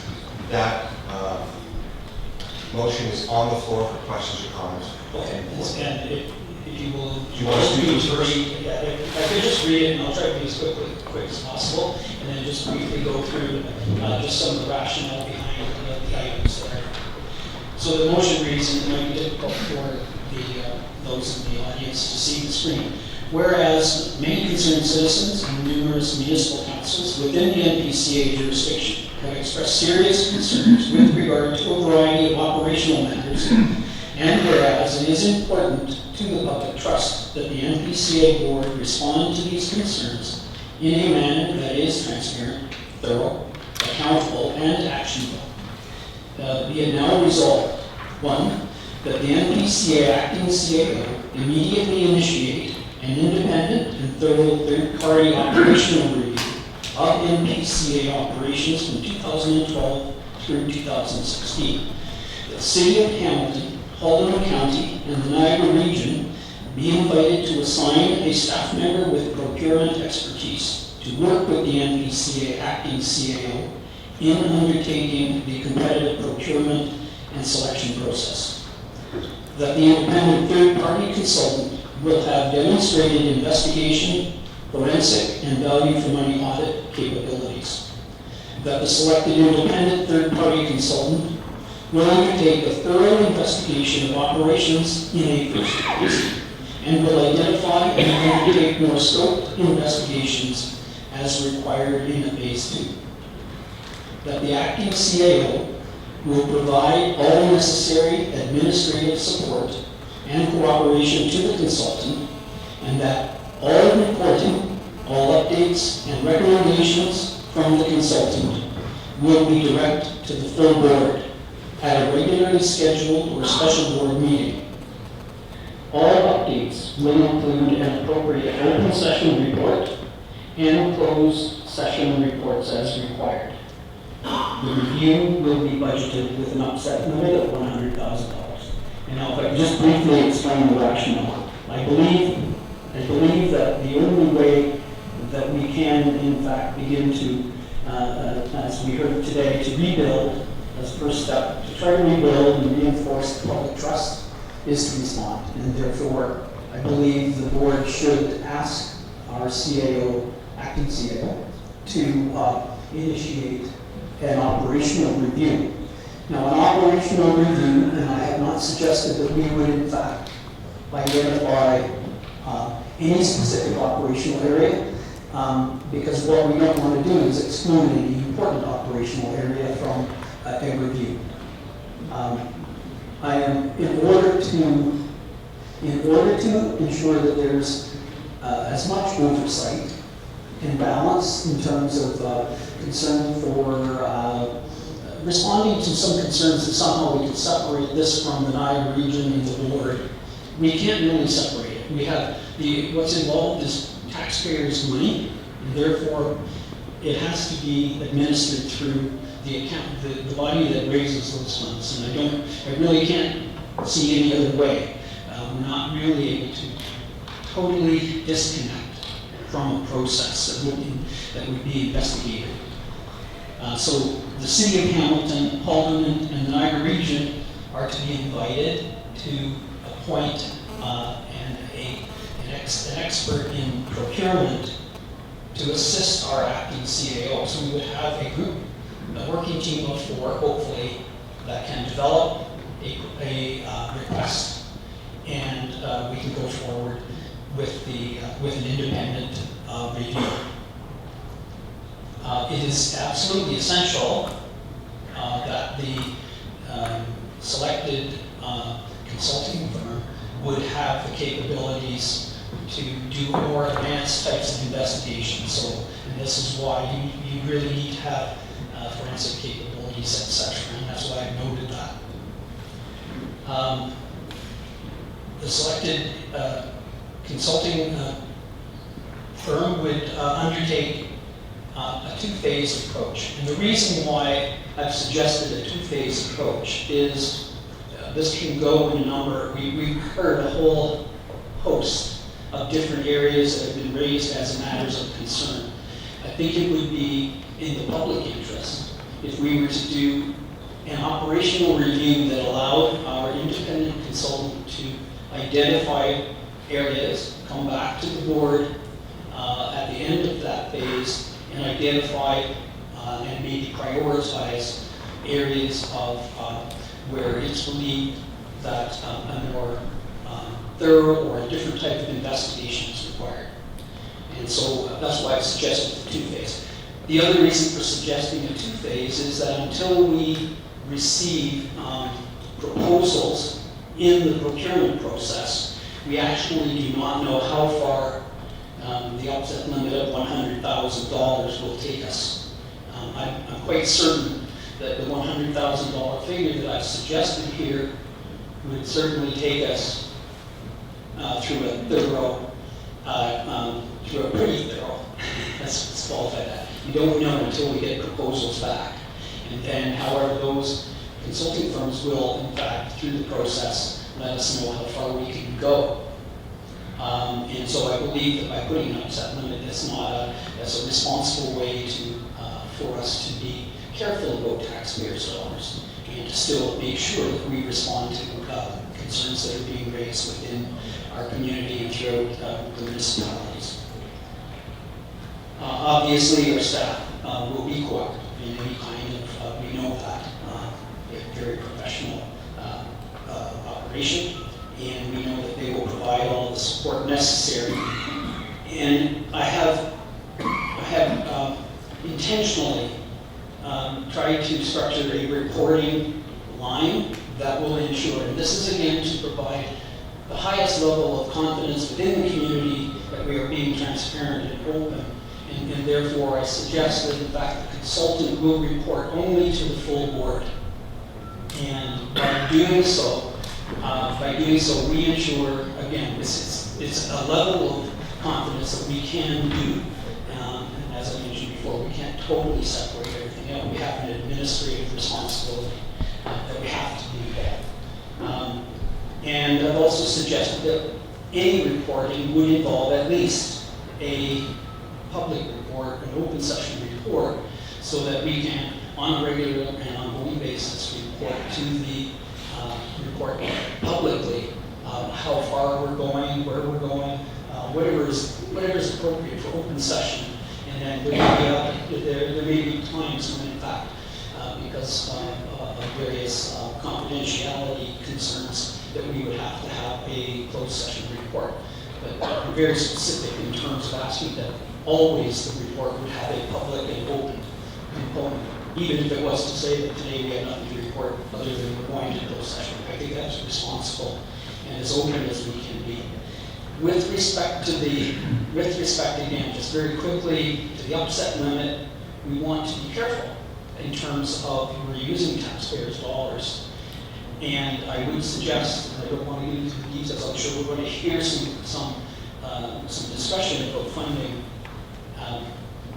From my point of view, we are already collecting the last 3 years from Niagara taxpayers. We collect $430,000 a year that we have no purpose for yet. It is in fact the only purpose is really to protect us against a total loss with respect to the reallocation of the levy amongst the 3 municipalities. And So those funds are there. And we also have a precedent. We used, in 2015, we used $80,000 to fund a new FTE. And so the funds have been used for specific purposes. And the only, my final comment to the board is I know that we need to give these funds back one way or another in a positive way at some day to the taxpayers in Niagara, and I'm quite confident that they would approve of receiving them, in this case, in the form of an operational review. That's my comments. Thank you. Thank you, Member Hodgson, for your motion, and certainly your preamble and your comments. I'm going to open it up to members of the board now. With respect to the motion that's been tabled, that's on the floor right now, Member Quirk. Then I'll go around the floor. Okay. Thank you, Chair. Thank you to Member Hodgson for putting this together. It's well thought out, and as I always expect from Member Hodgson, he has addressed all the particular issues. I was wondering if Member Hodgson would accept 2 friendly amendments to the motion, specifically to item 1. I would like to ask to expand it to 2011 2016. I'll explain that further. And the other amendment to number 1 that I hope you'll accept it friendly is that a thorough third-party organizational review and performance assessment of the NPCA operations from 2011 through 2016. The reason why I think that that is critical to the motion, and I hope others will talk to some of the other items on here, is that 2011 was the starting point for the strategic plan. 2016 through 2012 through 2016 has been the implementation of that strategic plan. So I think it's important when we do an organizational review and performance assessment to take stock of where we were in 2011. I wasn't on the board at the NPCA at the time, and I think it would be critical that we have a thorough assessment of where we were and why the board at the time undertook that strategic plan, what the transformative changes were made, and whether they have been effective. And I think by doing that, we get value for money for the NPCA as part of our strategic plan review. And if Member Hodgson would accept that as a friendly amendment, I would appreciate that. If not, I'll make the motion. Just a quick comment. We do not have editing capability like we have for the region with respect to putting motions on all the parties. So I'm going to ask the indulgence if the members providing friendly amendments, if they could just be very, very clear in the language, and our clerk will make sure that they capture the intent. Back to the member question. Yeah, with respect to here, that I was just trying to respond to what I read in newspapers, the time frame that was the matter of interest, so that's pretty friendly. I can accept the other as friendly. I understand the rationale, but when I estimated the upset limit at $100,000, I believe we would require that for an operational review. And I understand the interest of members if they would like to add things in, but you're going to have to add in budget as well. So it's friendly, but only if the board understands and recognizes that those would be funds then that are already on the radar in terms of our budgeting over the next couple of years, because we are going to be undertaking a new strategic plan. So as long as we understand that it's not, we can't do all that and save the amount of upset. So Member Hodgson, procedurally, Member Quirk has proposed 2 amendments. He's proposed them both as friendly. You, as the mover, have the opportunity to accept them as friendly amendments. If you do not, then Member Quirk can put those amendments on the floor and we can vote First amendment, friendly. Second amendment, I believe we would want to have as a separate item, as an amendment to this proposal. And then I guess then we can make the case whether or not funds are out. I appreciate the clarification. I'll put it back to you, Member Quirk. Your first amendment has been recorded as a friendly amendment. There will be no vote. With respect to your second amendment, if you'd like to put that on the floor, Member Quirk. And I know you know around this table that it's not like me to arbitrarily increase the budget, but I would make the motion to take it as an operational review and performance assessment and have an upset limit of $150,000 under item 6 at the same time. The second thing that I would suggest as part of this is that the phase 1 and phase 2, although the wording of this is to issue both one RFP for both phases, I think it would be incumbent upon us to separate them. And the reason why is I think if you have a truly third-party independent review, you don't want there to be any incentive for that consultant to then recommend additional work for themselves. And I think it should be a separate policy as phase 2. But that's not sort of where to die on, but I just think that's a cautionary tale. The last comment I would make on this is that we should be looking at this from the strategic plan budgeting that we put in this most recent budget, and also see where we also have some potential funds we can use. I'm hesitant to arbitrarily spend the monies we have in trust for Niagara region in case we are unsuccessful with the assessment deal. But other than that, I'm happy with the approach that Member Hodgson has taken, and I'm prepared to support it with that amendment. Okay, so with respect to Councilor Quirk's considered unfriendly amendment, that is on the floor now. If you have to read that back, and it's specific to bullet item number 6. So my motion at this point would be, or my amendment to this motion would be that item 1 be amended to add the words "and performance assessment" after organizational review, and concurrently change the value of item 6 from 100,000 to 150,000. Okay. Second, Mr. Chairman. Thank you, Member Joy. That amendment is on the floor right now. I will open it up to questions, comments to the amendment. Councilor Member Sherman. Thank you, through the chair. Not sure exactly how the $100,000 was determined and now how we got to 150. Is there anybody that has some knowledge what this is going to cost? Thanks. Very good question. Maybe I'll refer to our CAO. I don't think there's an exact science to this. So again, I believe both numbers are arbitrary until we figure out or get a recommendation about it. Through you, Chair. My only comment at this point, knowing other audits that have occurred in other organizations, they can range from $500,000 to $750,000. Obviously, it depends heavily on the scope.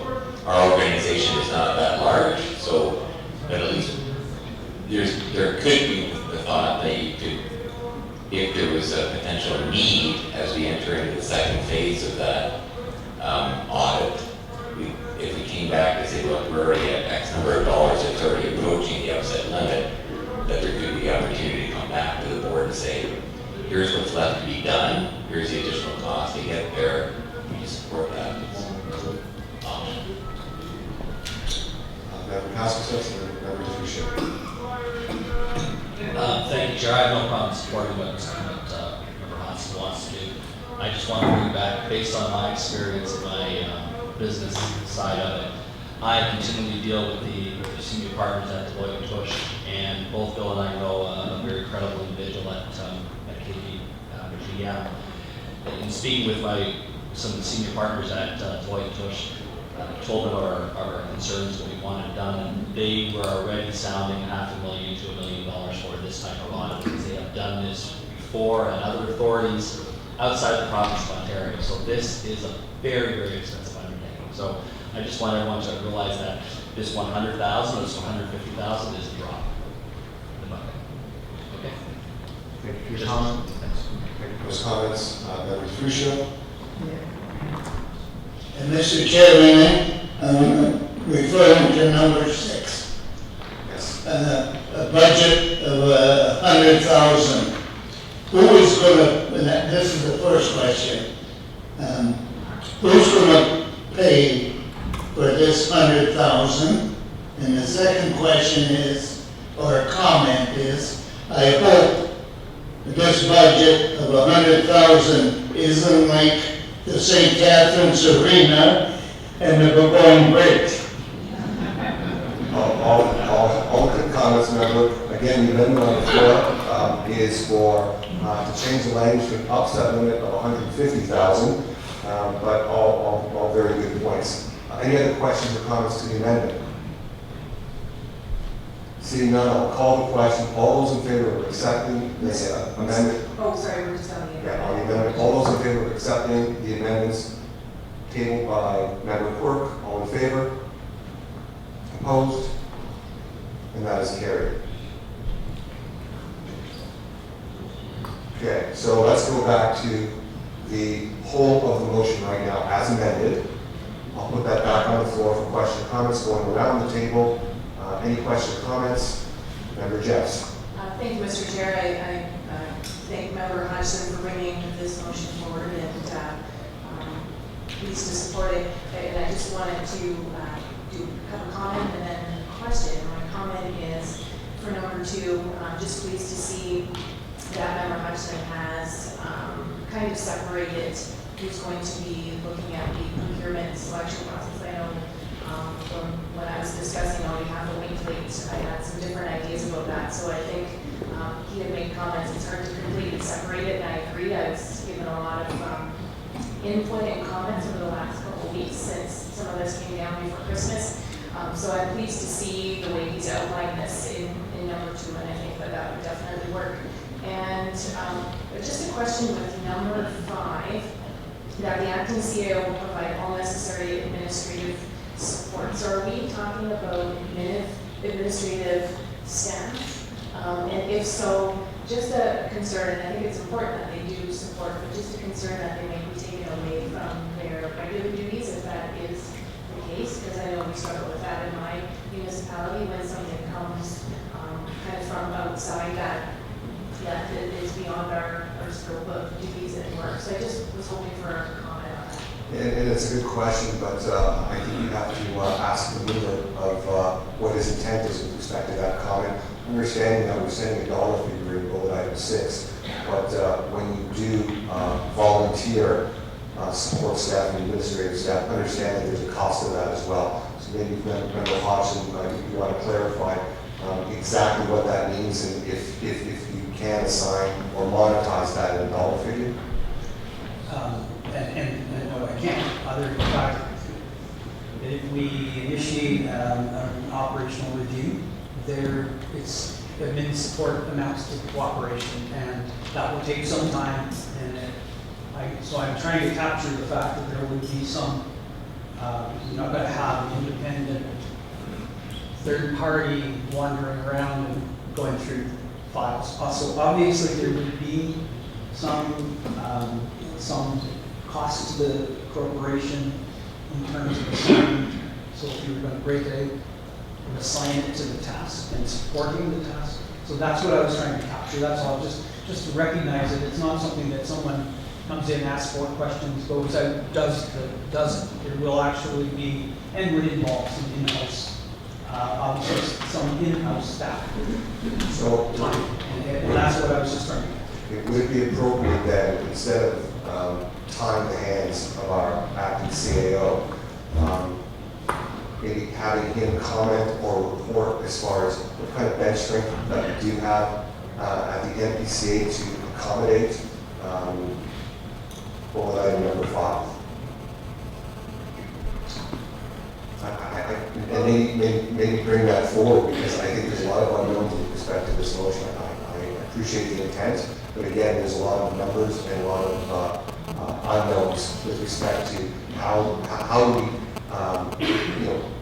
do we dedicate staff resources to it, what's going to be the impact, and all those kind of challenges. Mr. Chair, if I can just comment further, my concern more is taking away from perhaps customer service, that sort of thing. So I don't think it's anything to get too excited about. It's just something that I wanted to acknowledge again from experience in my own municipality, because we run with a smaller staff, and sometimes we come up against that. So there's an expectation from the public that staff get back to them in a timely manner, but I'm just a bit of a concern as to how much they'll be taken away. And if I could just ask one more question with regard to number 6, and maybe I missed something in the comments, but so we've heard a couple of figures thrown around, high figures on what an audit would cost. So if we find that we can't get somebody to do that for that cost, will this then come back to the board for us to discuss further? Great comments, Member Justin. I'll give you CAO to answer that question. This is just an option to put on the table about having to come back, is actually to establish, and don't nail me on the specific terms, but essentially in terms of reference to kind of come back and say, here's the framework in terms of how we would see this to proceed moving forward based on the motion that's been put forward, and saying, here's the resources that we expect that would be required and the commensurate dollars to go along with it and come back. I mean, obviously we'll work within the dollars that are put in the motion, but at least there's a terms of reference that come back to say, to allow the board an understanding of just the extent of resources and the approach that will be taken in the process for your approval. Member Jess, is still on the floor? Okay. Member Dart? With respect to number 5, is it possible that when we do the procurement process that we ask anybody wanting to put in a bid that they comment also on what resources they would need from our staff, then we can base it on how much that would cost us also. That would become part of the overall thought process on cost for us. And absolutely great comments. And when I'm hearing around the board, and if the board will indulge me just for a little bit for some commentary, there's a lot of unknowns with respect to this motion. And although the intent of the motion is pretty much widely supported around this table, there's a lot of unknowns. Would it be appropriate, and I'll ask the mover, if this motion be referred to, say, audit committee to answer the questions that a lot of the members have with respect to offset limits, with respect to how much staff resources are going to be allotted towards this, and maybe I'll pose that to the mover. Okay, well, thank you. I believe that we need to make a commitment to at least do our best to have and put in motion an operation review that will rebuild the public trust. So that's an important first step. If, and as I respect the comments coming back from the acting CAO, if funds, if it is clear that what we want to do is not within the upset limit that is approved, we will come back here. And I guess then we would have a discussion. And one that comes to my mind, the Ministry of Natural Resources has said they don't have the authority to do this. They do have the authority to give us a grant to help fund it. So we have a number of avenues where we could in fact pursue funds and assistance to do this. We're trying, first of all, the board needs to show that we want to do the right thing. The community understands that there's not unlimited resources within our jurisdiction. So I think we would be patient if we found that we needed to try to source some other funds. And I think that would be an appropriate way for us. But today, I would urge my colleagues to show the commitment and that's a first step. We've heard today that it's important. I think it is, and I hope you do too. I appreciate those comments. And again, I think there's a way forward to show that commitment, whether we receive it in principle, with the anticipation of getting more information. So I'll leave that to the board. But respecting comments and questions, I don't remember. Let me go around the board to get everyone's comments first and for a second time. Member Timms. Thank you, Mr. Chairman. I appreciate the amendment to extend the period to include 2011. That was the most recent motion from St. Catharines City Council. Did ask for that 2011. So I appreciate that has already been agreed to. The second interest I have is in the motion that speaks to independent third-party consultant. What I'm interested in is that we do not exclude the possibility of consulting with the Ontario Auditor General. I have had a couple of conversations in the last couple of days about what's possible there, and we do want to ensure that we have the opportunity to consult with the Auditor General, and that this motion does not exclude those discussions. So I'd be interested in, I think that the Auditor General might be considered a third-party consultant, and I just want to be sure that this does not exclude that conversation. Well, I appreciate those comments, but again, I think not to presuppose or prejudge the outcome. That's the job of the independent consultant to bring forward those recommendations. So I don't want to jump the gun, but thank you for your comments. Going around the table, Councilor Fitz, do you have your hand up? To you, Chair, I'm still a bit confused what you just said. So you're not considering the Auditor General to be a third party, or can you just? No, what I'm saying is, if we go through the path to hire an independent consultant, any recommendations that the independent consultant makes are going to come back to this board. So you're referring to the independent consultant? Correct. To tie the hands of the independent consultant would make them very independent. So that was my comment. You're saying that if the Auditor General came back and said, we will come in and NPCA and audit your books, you still want to have an independent contractor or consultant? Well, again, we don't deal with suppositions, so that hasn't occurred. Correct. So if it were to occur, you would accept that. Again, there's a lot of things that can transpire, but I think we better limit the discussion to what we know, and that's the motion that's on the floor before us. So any questions or comments with respect to the motion that's before, the amended motion that's before us? All right, thank you. Member B. Yeah, first of all, let me state that Hamilton is in favor of the audit. They've expressed that very strongly, and I'm here to declare that. Secondly, I will support this motion, but if there is a possibility that the Auditor General of Ontario will do the audit, I think we should have that in there to cover that possibility. So I'm suggesting in item 7 that we have more dialogue with the Auditor General of the province of Ontario as to whether they would do the audit. And I don't think anyone would challenge the Auditor General of Ontario as being impartial. They've got a pretty good record. So I feel confident with them. So I would move an amendment to that, item 7, that the Auditor General, that we continue discussions with the Auditor General to see if that office would undertake the audit before we start hiring people and spending a lot of money. Second that amendment, Mr. Chairman. Mr. Chairman, to the amendment? Hold on. So you're proposing that as a friendly amendment to the mover? Friendly or otherwise, it's an amendment.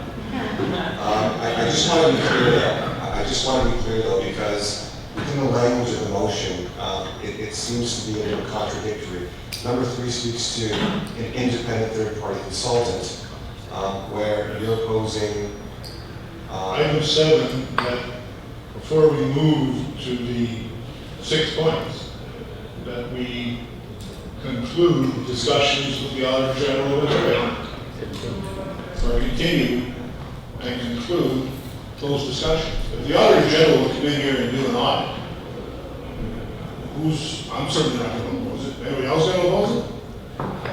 So, unfriendly or friendly, if we have an opportunity for the Auditor General to come in and do the audit, we should explore that first before we get into the 6 items. And if the Auditor General says no, I will support this motion. So just so we're clear, friendly amendments don't change the intent of the motion that's on the floor. If there's an amendment that's been put forward that changes the intent of the overall motion, then it has to be voted on separately. That's my understanding. So as far as adding a 7th bullet point, I suppose it's not going to change the intent of the motion that Member B is proposing that number 7, the language is? The language is that the NPCA continue discussions with the Auditor General of Ontario, and that this motion doesn't go forward until we have an answer from the Auditor General. Mr. Chair, hold on, please. The suggestion. Please. Thank you for that, Member B. So that amendment has been put on the floor. Yes. Okay. So let's follow procedural. to that amendment. And we will open up the floor to that amendment. So number 7 has been put on the floor as articulated by Member Beattie. Questions, comments to the amendment that's on the floor. Member Hodgson and Member Tibbs. Thank you, Mr. Chair. And I understand the spirit of the amendment. I don't consider it friendly only because you're kind of making a leap to the end of an operational review. The operational review phase 1, the intent is that we would be able to identify areas of concern and determine, the consultant would determine the type of investigation that would be required in a more focused and a more scoped way. That may well involve an audit, it may well involve a value for money audit, it may well involve a forensic audit. There's a number of different investigative tools, and so I don't, calling it an audit, we do an annual audit, we've heard that from our former chiefs. Say that. And so I just don't see it as friendly. I understand the intent. There's certainly no intent in this motion to block discussions between us and any other body who would like to help. I haven't heard, I guess, how we put this. We haven't heard a lot of positive response from outside, like Ministry of Natural Resources, etc., to help us in this attempt to address community concerns. So, no way does this motion stand in the way of ongoing discussions, but to suggest that somehow we're going to wait for another government agency that could be moving at slow escalation and maybe even hesitant in terms of giving a response until we actually had a specific request. I'm not confident that that's going to move us forward, and I would just simply suggest that the outcome of an operational review may well be a suggestion from a consultant that we, in fact, on item A, B, 2, whatever, use the Ontario Auditor General to address it. So that may be one of the recommendations. I'm just going to pull that one out of the air.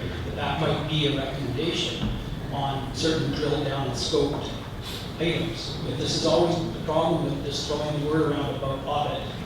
This is why I'm asking for an operational review that will actually identify, validate, and prioritize the concerns that have been raised, and we would be asked around this, portion, we would be asked then to decide whether further resources be put toward a more scoped investigation. So I'm sorry, it's not friendly if it's tagged on at the bottom and is there, that would slow it up. So to your point, sorry, but we've already determined that aside. Oh, sorry, That's what we have. that's That's why why it's on the floor right now for discussion. I apologize, I'm just So again, speaking to the amendment, I'm just saying that. correct. Thank you for your comments, Member Hodgson. Any other concerns or questions to the amendment that Member B put on the floor? Member Tibbs, Member Clark, Member Porter. Thank you, Mr. Chairman. The City of St. Catharines in their motions included copies to the Auditor General, and I think most other municipalities, they had copied their motions. So the Auditor General's office did contact me as chair, and what I'm asking for in this motion is that we continue the conversation. I respect Councillor B's concern about having a conclusion to that first, but really all I'm looking for is that it's clear that we can, as a board, continue the conversation with the Auditor General's office. As part of this motion, it might be considered as a third part. So that's all, Member B, that I'm looking for, is that this motion allow us to continue the conversation with the Auditor General's office. Because they don't charge you when they do an audit, there is no cost to the authority. So, Mr. Chairman, that's what I would appreciate, that if the board is given by this amendment, given the opportunity to continue the conversation. And leave it at that, so that the specifics, the options, what they might do, might not do, are still up for consideration, and along with all the third-party consideration options that might be considered. And I appreciate this comments. And again, it's a duly moved amendment by Councilor by Member Beatty. I'll leave it up to the mover whether or not he wants to continue discussion around the table and voted on, or for a possible withdrawal. But again, that's the member's wish. Member Beatty, would you like to respond? First of all, I'm not going to withdraw it because I think it's a good possibility that we should explore, but I don't want to hold up. And I would think that if people are interested in time frame, that we should have an answer from the Auditor General by March. We've had the discussions. Let's see what happens until March. This motion the rest of the motion can proceed because it's going to take 2 or 3 months to field it. And at that time, the board would have an opportunity to then say the Auditor General is going to do it, or the Auditor General is not going to do it, or the Auditor General has dropped the vote acres. We would know by the March meeting, and we could then proceed. And if we have an opportunity to have this audit done by the Auditor General at no cost to the taxpayers of Hamilton and the taxpayers of Niagara and Alden, I think we have to just take a little time and see how we can have discussions with the auditor, and I would prefer to proceed on that basis. Well, I appreciate those comments. So, Member Beatty's amendment is still on the floor. So, speaking to the amendment, Member Dart. I'd really love to get on with the work of this conservation authority, and the sooner the better. So time is, for me, of the essence, and I agree with that. Cost is also a very key issue with the whole thing for, I'm sure, everyone.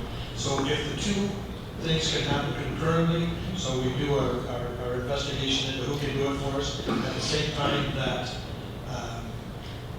the other authorities can look at it, the auditor, if they can happen at the same time, so one doesn't slow down the other, I'm all for it. But that's, time is definitely of the essence, so we can all have our business. Thank you for those comments. Speaking to the amendment, Member Cork, and then Member Sherman.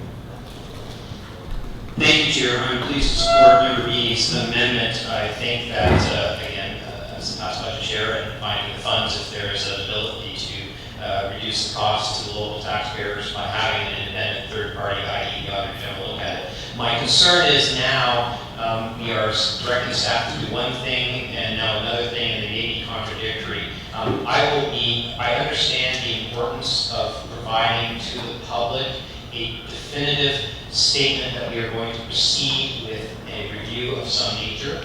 I think, as often happens when we try to debate the nuances and try to get the right terms of reference as a committee of the whole, I think that sometimes is unfortunate. I understand that the mover wants the CAO, the active CAO, to take on the role of a lot of this. I will be looking to separate item 1 from items 2 through 7, so that we can pass item 1 now and make the commitment to undertake the review as I think demonstrates our commitment to the public to make that happen. But I would then be looking to refer items 2 through 7 to staff, to the acting CEO, to come back with a path, and that way that the staff can approach Haldeman, Hamilton, and Niagara region and see if there is a staff member from the procurement who wants to go forward with it. It says to invite them. If they say no, and we end up with no one coming out to help us with procurement, we won't know that, but we'll know that by our next meeting.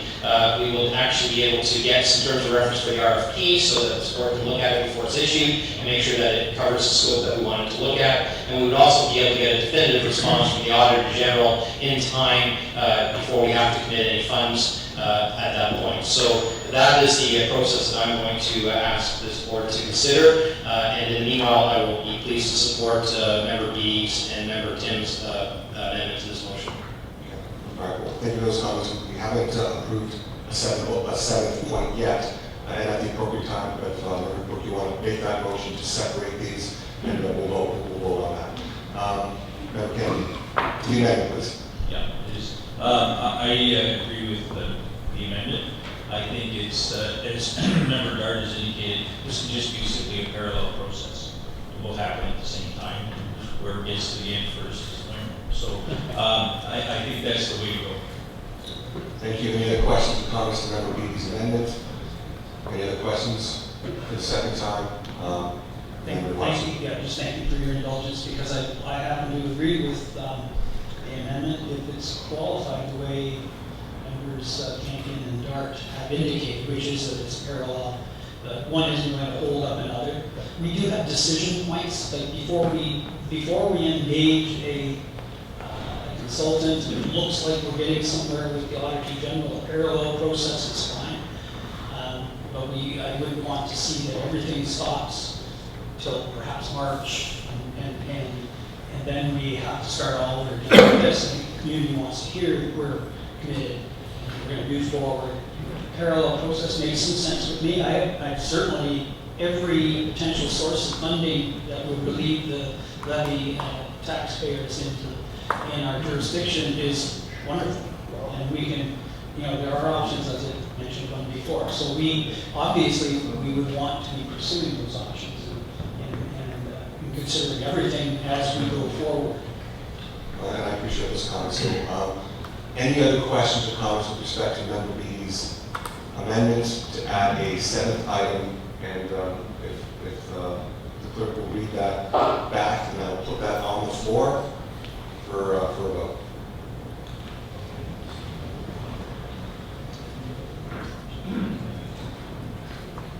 So basically, Member B's amendment is a 7th item that NPCA continue discussions with Auditor General of Ontario. Is that, yes?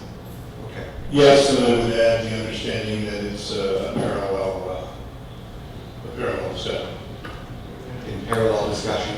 Okay. All right, so that amendment is on the floor. Yeah, clarification, go ahead. Sorry, I just want to get clarification, because now you're saying it's a parallel process, that the approach, and I've heard both people's, heard Member Campion say if both of them are doing that, whoever gets additional first. Is the intention of the Auditor General coming in here to save us $150,000 by going through a third-party review, or is it now a parallel engagement where we're doing both at the same time? And this is one of the questions that I think isn't answered or structured properly, so I have a concern about that. I will vote for it, but I still understand that we don't actually have an answer to that question. Can I hear the amendment? Yeah, for the benefit of Member Tricio, the amendment would be that a 7th item would be added, that NPCA continue discussions with the Auditor General of Ontario in parallel discussion. Okay. So I'll put that amendment on the floor for a vote. All those in favor? Opposed? And that's carried. Back to the amended motion. Still seeking questions, comments, or concerns with the amended motion. Member Sherk. Thank you to the chair, and nice job there, Member Hudson, on this motion here. I'm the sitting member, appointed member for Halton County. When I was just appointed in 2014. When I came on this board, I was excited to hear about the great improvements they've done, how the levy portions was being questioned, and how it was going to be a real benefit to Niagara. So to come here today and listen to all these questions and concerns, like, I'm really blown away about people's lack of faith and trust in this openness. Since I've been a member, everything has been open. So I don't know if anybody has a hidden agenda here, but it's kind of curious to me. My other concern here, and my main concern here is, at the end of the day, if we do this audit, unless the answers come back in favor of what this gallery thinks is going on, they're not going to be happy. And it's going to be a complete waste of dollars. Nobody's trust is going to be gained. And what is the benefit going to be? Please show respect, please. Please no commenting. Thank you. I'm sure you still have the floor. Excuse me. Listen, excuse me. Some order, please. Understanding that not everyone's opinion is in alignment. That's the great thing about having differences of opinions. When we do it in a respectful way, and we engage in respectful public discourse. So please show some respect. Member Sherman, are you? Yes, thank you, Chair. Any other questions or comments to the motion as amended? Member Davey. Thank you, Chair. I support the motion. I appreciate the work that Mr. Hodgson put into this in preparation for this meeting. I think it covers all the bases that the gallery is concerned about. I would ask for a recorded vote on this motion. Recorded vote has been requested. I believe there was one other item of business, and that was a motion that Member Corcoran wanted to bring forward with respect to separating the motions. I'll ask for him to. Still speaking, no, we're speaking to the motion as a whole as amended. So any other questions or comments to the motion as amended? Thank you, Mr. Chairman. I understood to understand then that Councillor Hodgson, Member Hodgson, has accepted item 7 as a friendly amendment. No, he did not. So it's clear, he did not accept it as a friendly amendment. We had a very robust discussion, and it was approved by the vote of the whole. So again, last time around the horseshoe with respect to the motion as a whole as amended. Questions or comments? Member Malone. Thank you, Mr. Chair. I think it's clear that a third-party audit is required to respond to the concerns of the public. Further, this audit be independent of the authority, and that any and all reports will be made public, be open to the public. I do have some reservations on costs that will have to be dealt with, but in essence, this is motion as amended satisfies the concerns, I believe, the workshop here and perhaps the members of the public. And at this time, I wish to make a motion that you call the question. I appreciate that. The question has been called, but out of respect to Member Quirk, he did have one item of business with respect to the motion that was separated.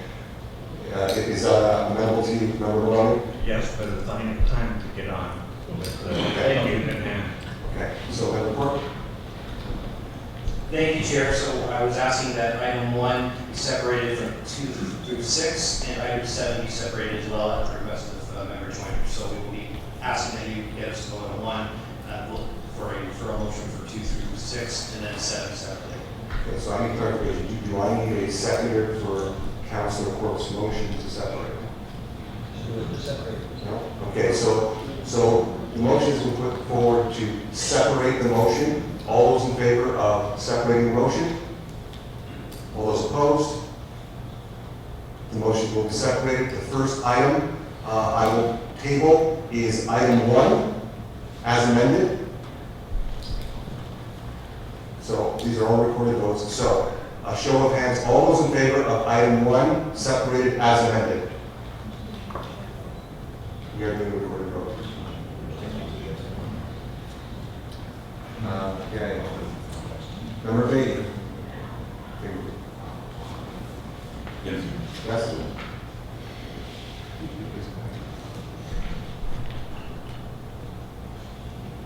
Member Beatty? Yes. Member Campion? Yes. Member Dart? Yes. Member DeCrucia? Yes. Member Diodati? Yes. Member Hodgson? Yes. Member Jeffs? Yes. Member Joyner? Yes. Member Kazaksas? Yes. Member Maloney? Yes. Member Quirk? Yes. Member Sherton? Yes. Member Timms? Yes. And Member Lozano? Yes.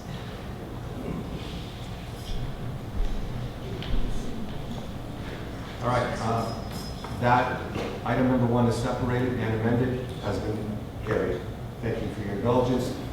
The next item I will put on the floor is items 2, 3, 4, 5, 6 inclusive. Can I get a mover to put those on the floor? Member Quirk.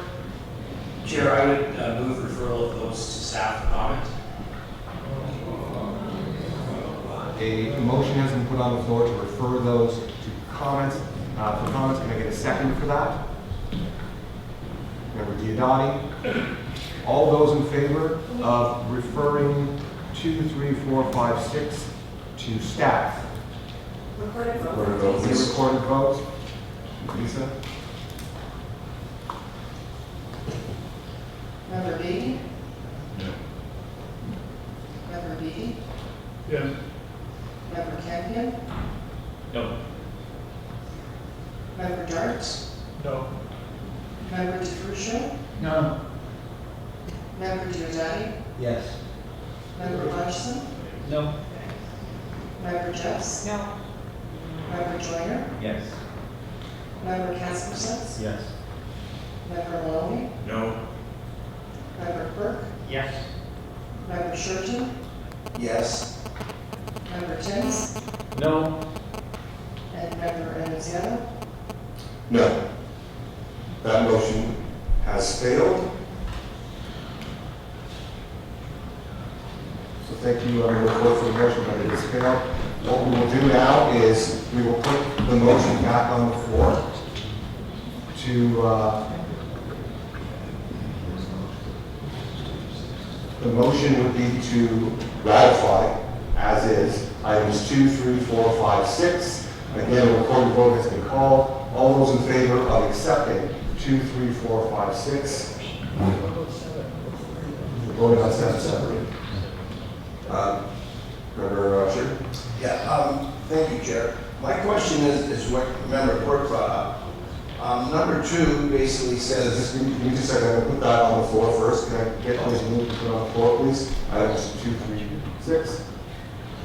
Member Lee? Okay, go ahead. Member Sher? okay, I guess my question is, we're asking the City of Hamilton, Halton County, and the Niagara region be invited to assign a staff member. What happens if 0 comes back as far as when you ask these 3? I've already checked with Halton, and not that we don't want to be involved, but we got a lot on our plate up there, so if it comes back and we have no involvement, is that going to be what we want moving forward here, or can someone give me some clarification? That's a great question. I suppose the motion does, presuppose that they will be willing to put their name forward, but I can't really provide an answer for you. Maybe I'll refer to our CAO in the event that we don't get participation. I'm going to assume that it comes back. Member Dark, and then, Member. I'm going to submit that it says in the wording here that all 3 of those groups be invited to assign, not mandatory to assign. I don't know if that's clarification or not. Member Sher, perhaps it is. Member Zola?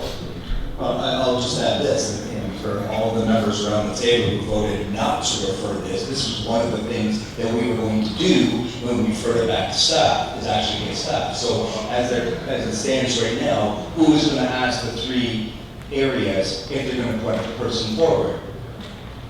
Mr. Chair, I'm a loss of words as to why people wouldn't support referring back to staff to actually do exactly what number 2 says to do. What was the point of that? I don't get it. Thank you, Mr. Chair. Thank you for your comments, Member Joyner. Any other questions to items 2 through 6? Member Hodgson? Well, just a quick reply to that. The reason why the motion asked the CAO, acting CAO, to initiate the process, my logic in my brain says that the acting CAO would invite the participation, and in response to the fact that a jurisdiction may not want to assign a resource to this exercise, that's why it was asked, it was worded the way it was, which was invite to participate. We've heard all kinds of, we've had all kinds of motions delivered by a number of different councils. This is an opportunity, an invitation to be able to provide input into the process. Again, I think the assumption was that the CAO will lead this particular initiative. The invite is sincere and intended to try to provide that oversight that you can't provide by separating out entirely from a public agency. And that's the logic stream that's in that wording. Thank you, but I think the operative word is the assumption, and I think that's the terminology that this board should be very concerned about as far as motions that make assumptions and presuppositions. I think we're all slippery slope there. But again, Items 2 through 6 are on the floor right now. Any more questions or comments? Member Delegates. Thank you, Chair. I am going to support this, but I don't want us to presuppose that this is going to happen swiftly. Asking other areas to assign staff, that might go to their councils. And by the time we get on their agendas to get the permission and direction, this might take some time.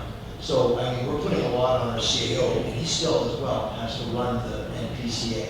So he's going to try to do two things in parallel, run the NPCA and bring forward this, this investigation, this, review of operations. So, I mean, we're giving our CAO an awful lot of work to do, and we've got to be respectful of his time and his resources. So I'd like to hear, if you could, with respect, Mr. Chair, I'd like to know how he intends to do it. I mean, we're just dumping all this on, and he's going to do what he's asked to do. But I'm just wondering how he's going to do it. Has anyone thought this through? I mean, we can make motions all day long.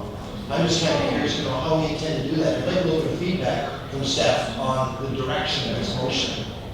Thank you, Member Delegates, and I'll pose the question to our CAO for comment, and maybe if he can try to answer the question. Thanks for the question. I'm obviously, amongst others, probably in the room absorbing all this as we proceed. That's the first view I've had of the motion. And believe me, I'm thinking through the process myself as well in terms of how that's actually going to happen. In terms of, obviously, I've stated this before, and I'll just state it briefly again, that I'm glad we're going down this road. Personally, I'm speaking this from a personal vantage point, from a staff perspective. We know how difficult it's been on staff, so I want this to happen, right, in terms of the audit, and get this behind us and start building that trust up again. I want to, because I want to move the organization forward, so I'm 100% supportive of that. In terms of resources and trying to make that happen, all I can say at this point is that there's going to need to be patience involved here as we move forward.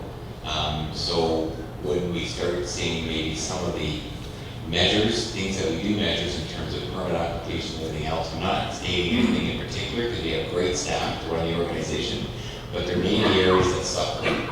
Maybe, but until we kind of scope all this out, it's going to be difficult to know. But as long as there's understanding and patience, and as we go through this process, I'm all for it. So let's keep things moving forward. Thank you.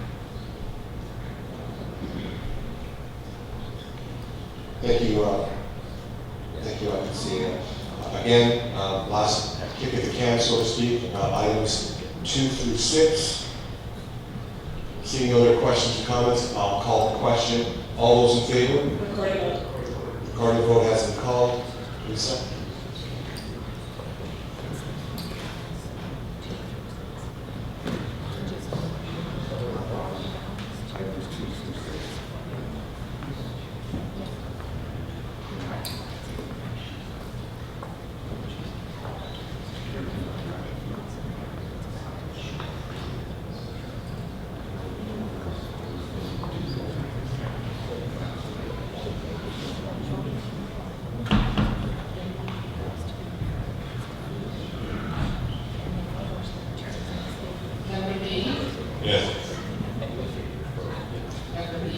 Yes.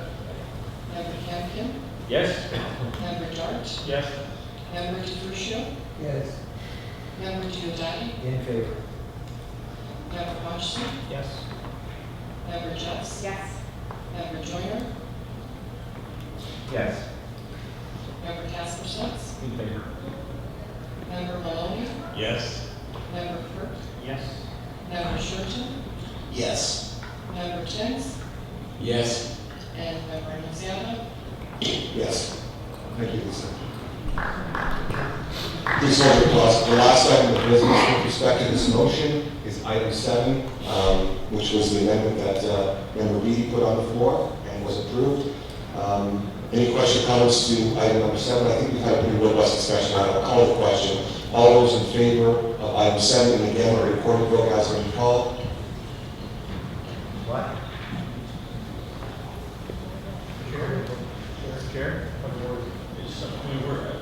I would have assumed that by approving the amendment, we were working on the amended motion, which we just passed. Sorry, I asked this. Oh, okay. Yeah. Never mind.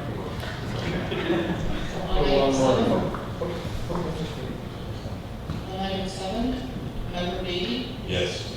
member Beatty, Yes. member Campion, Yes. member Dart, Yes. member DeCrucia, member Diodati, In favor. member Hodgson, Yes. member Jeffs, Yes. member Joyner, No. member Casper Sutz, Yes. member Maloney, Yes. member Quirk, Yes. member Shurton, Yes. member Timms, Yes. and member Annunziata. Yes. Motion is carried.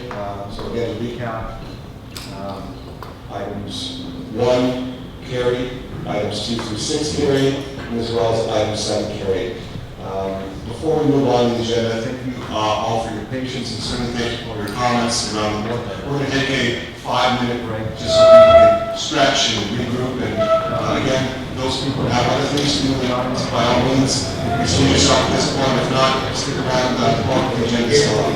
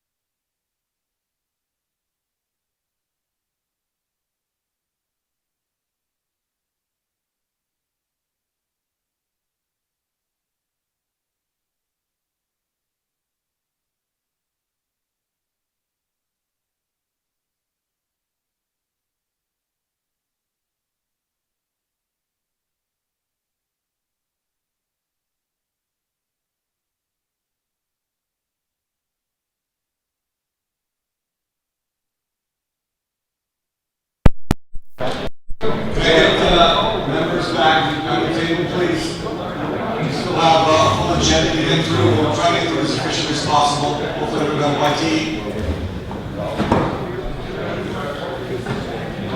We're going to call this meeting back to order. That's fantastic.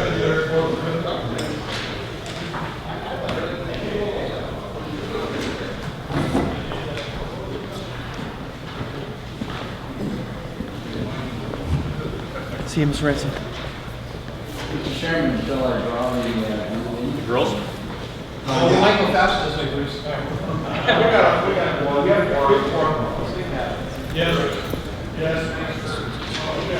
Thanks, Doug. Okay, I'm going to call this meeting back into order. So thank you for your patience and the indulgence. I thought it was a very important piece of business that we moved. Back to business. I will need a mover to put the draft minutes of November 16th from the full authority meeting on the floor. Member Quirk, question seconded by Member Dart. Questions or comments to those draft minutes? Member Hodgson. Thank you, Mr. Chair. Just with respect to the closed session, I just know that there were, in fact, I believe it was yourself and myself, who asked to be noted as opposed to the resolution FA 116.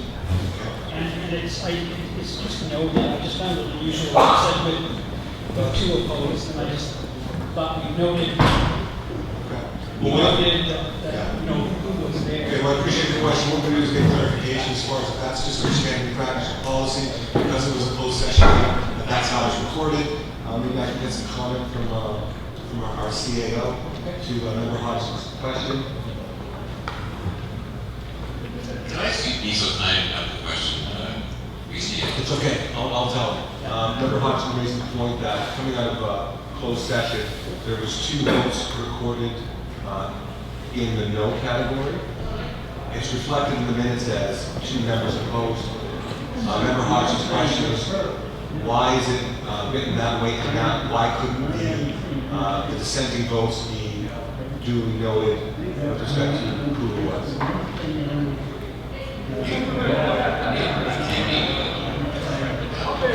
That's all I was asking, was that be noted, that I was one of the it's simply, it's easier for practice for me to note the opposed, if you ask them, I would like to know opposed. It's a lot easier to do. So we have a good answer to that question. Would you like to amend the minutes to reflect your concerns? Just to note, Councillor Wilson, when he said that we're opposed, asked for it, asked to be noted as opposed. Okay, and I'm going to take that as just a comment by a member. There's no need to vote on that. So if the clerk can make that, can reflect that in the minutes under this item. Any other questions or comments with respect to the draft minutes of November 16th? Seeing none, can I get, I'll call the question, all those in favor of receiving the draft minutes? Member Dart, Member Campion, those minutes are approved. Draft committee minutes, I should have taken these in bulk, but we'll do them separately. Draft committee minutes of the CLAC, question comments, I'll put that on the floor. Member Vidal, question comments with respect to those minutes? Member Quirk. Thank you. Very briefly, Chair, I did attend the CLAC committee meetings as a member of the audience because I knew that at the time there was on the agenda discussion on the budget. And as sitting as the budget chair, I hope to make an opportunity to comment. At the time, the chair of the meeting determined that we weren't taking comments from the floor. So at some point, I'd like to amend, and I'll ask staff direction to take a look at Regulation 1, Section 8, where it says 8.9, only committee members are entitled to vote on matters coming before the committee. I'd like clarification there that all members of the authority are welcome to attend and participate in all standing committees at any time, but only the committee members can vote. I think that's standard practice with most municipal committees and subcommittees. If you are a member of the council and it should be extended that if you are a member of this authority, that you should have the right to attend and participate in a standing committee meeting, and I'm hoping that staff might take note of maybe come back with a recommendation at the next meeting. Okay, so we'll take that as staff direction. I don't think anyone would be opposed to that member report. We'll pass that on to staff, so thank you for that. Any other questions, comments with respect to the CLIC minutes in draft form? Seeing none, I'll call the question. All those in favor of receiving those minutes? Approved. Those minutes have been ratified. Item number 2.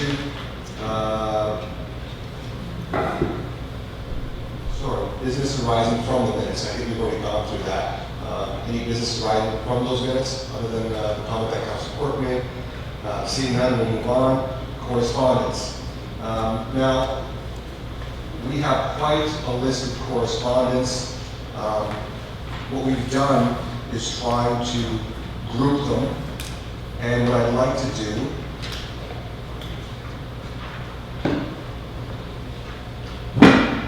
is move a portion of them in bulk. So I will put a resolution on the floor, and any questions or comments, you're going to receive this correspondence, but I'll leave it up to the board if you have any questions or concerns.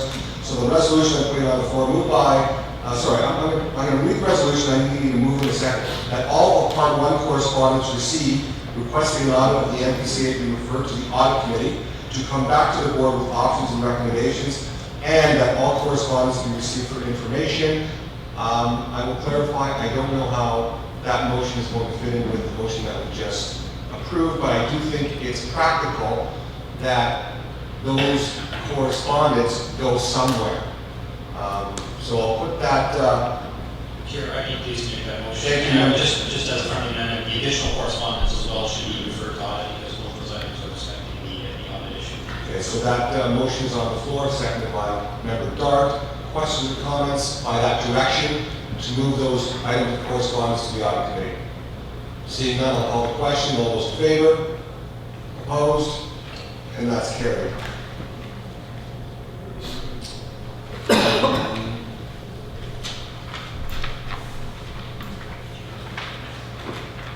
We'll go to other correspondence as well. Okay, so part 2 of that is other correspondence. Fisheries and Oceans Canada, and a letter from Mark Neufeld. Any questions or comments with respect to those 2 pieces of correspondence? Member Bailey. Just a comment to accept with regret the resolution from Mr. Neufeld. He's been extremely, a very strong leader in terms of the soil protection. One of the first in the province to get approved, and from my observation, he's been an extremely effective leader in the role. Great comments, and maybe those comments can be reflected in the minutes. Member Bailey, thank you. I know the source of protection is a provincially mandated body, but I think it would be appropriate for this body to send a thank you to the chief for the work that he did. Obviously, he's not able then. As a potential suggestion, I do that to staff for the work that he did for us and commitment to. And I know we don't have to accept his resignation, but we did. Sure, correct. very appropriate, good comments, and we'll leave that as a staff direction. I'll call the question. All those in favor of receiving those 2 items of correspondence? Opposed? So carried, sorry. That brings us to Chair's remarks. I have none. It's already been a long day. A quick thank you certainly to former Chair Member Timms and his commitment to this organization. Thank you for your dedication and certainly the long hours that you put into this. I think it's very, very well appreciated around this table, and how we got to this point.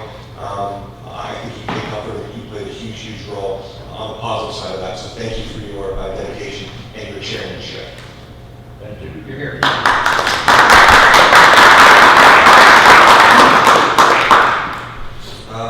I have no remarks other than thank you for what transpired this morning, and I'll turn it over to the CAO for his comments. And to stay in tune with that line of that, I'll make my comments very brief, other than just to highlight a few key upcoming events. February 12th, we have the annual Binbrook Ice Fishing Derby, weather permitting. It's going to have to change in terms of what's out there right now, but it's become an annual tradition for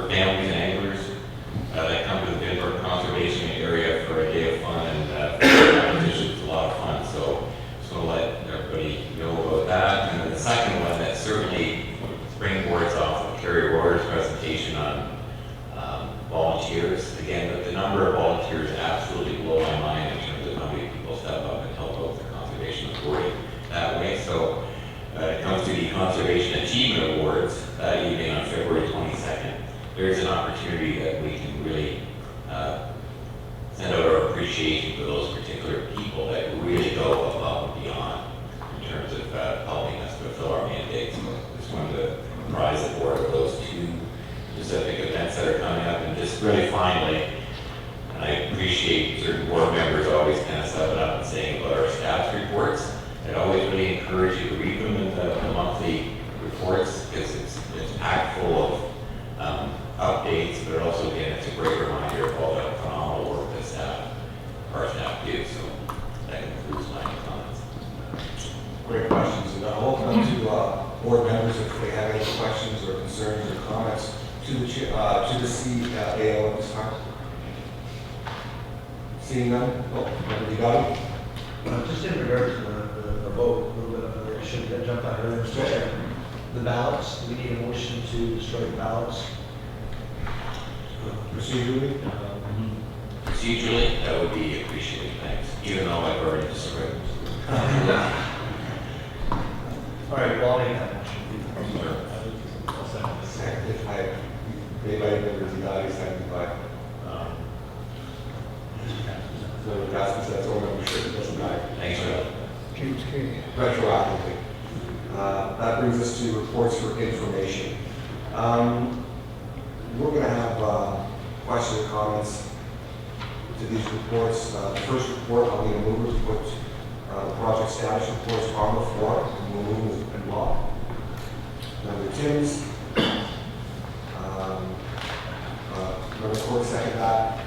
So those reports, project status reports are on the floor. Questions or comments? Any questions or comments? Seeing none, I'll call the question to receive those reports. All those in favor? Carried.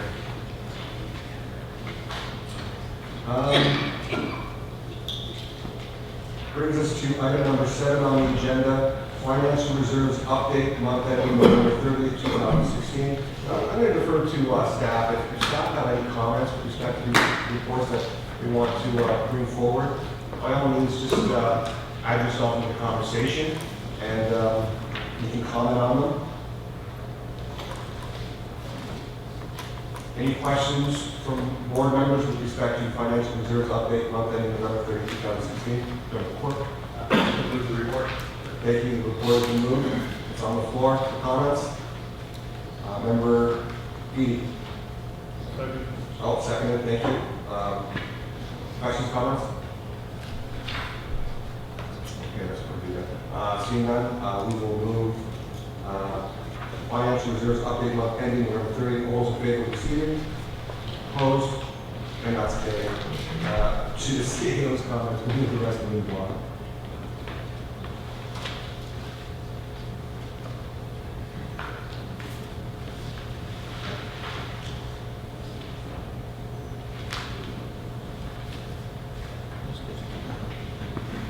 Okay.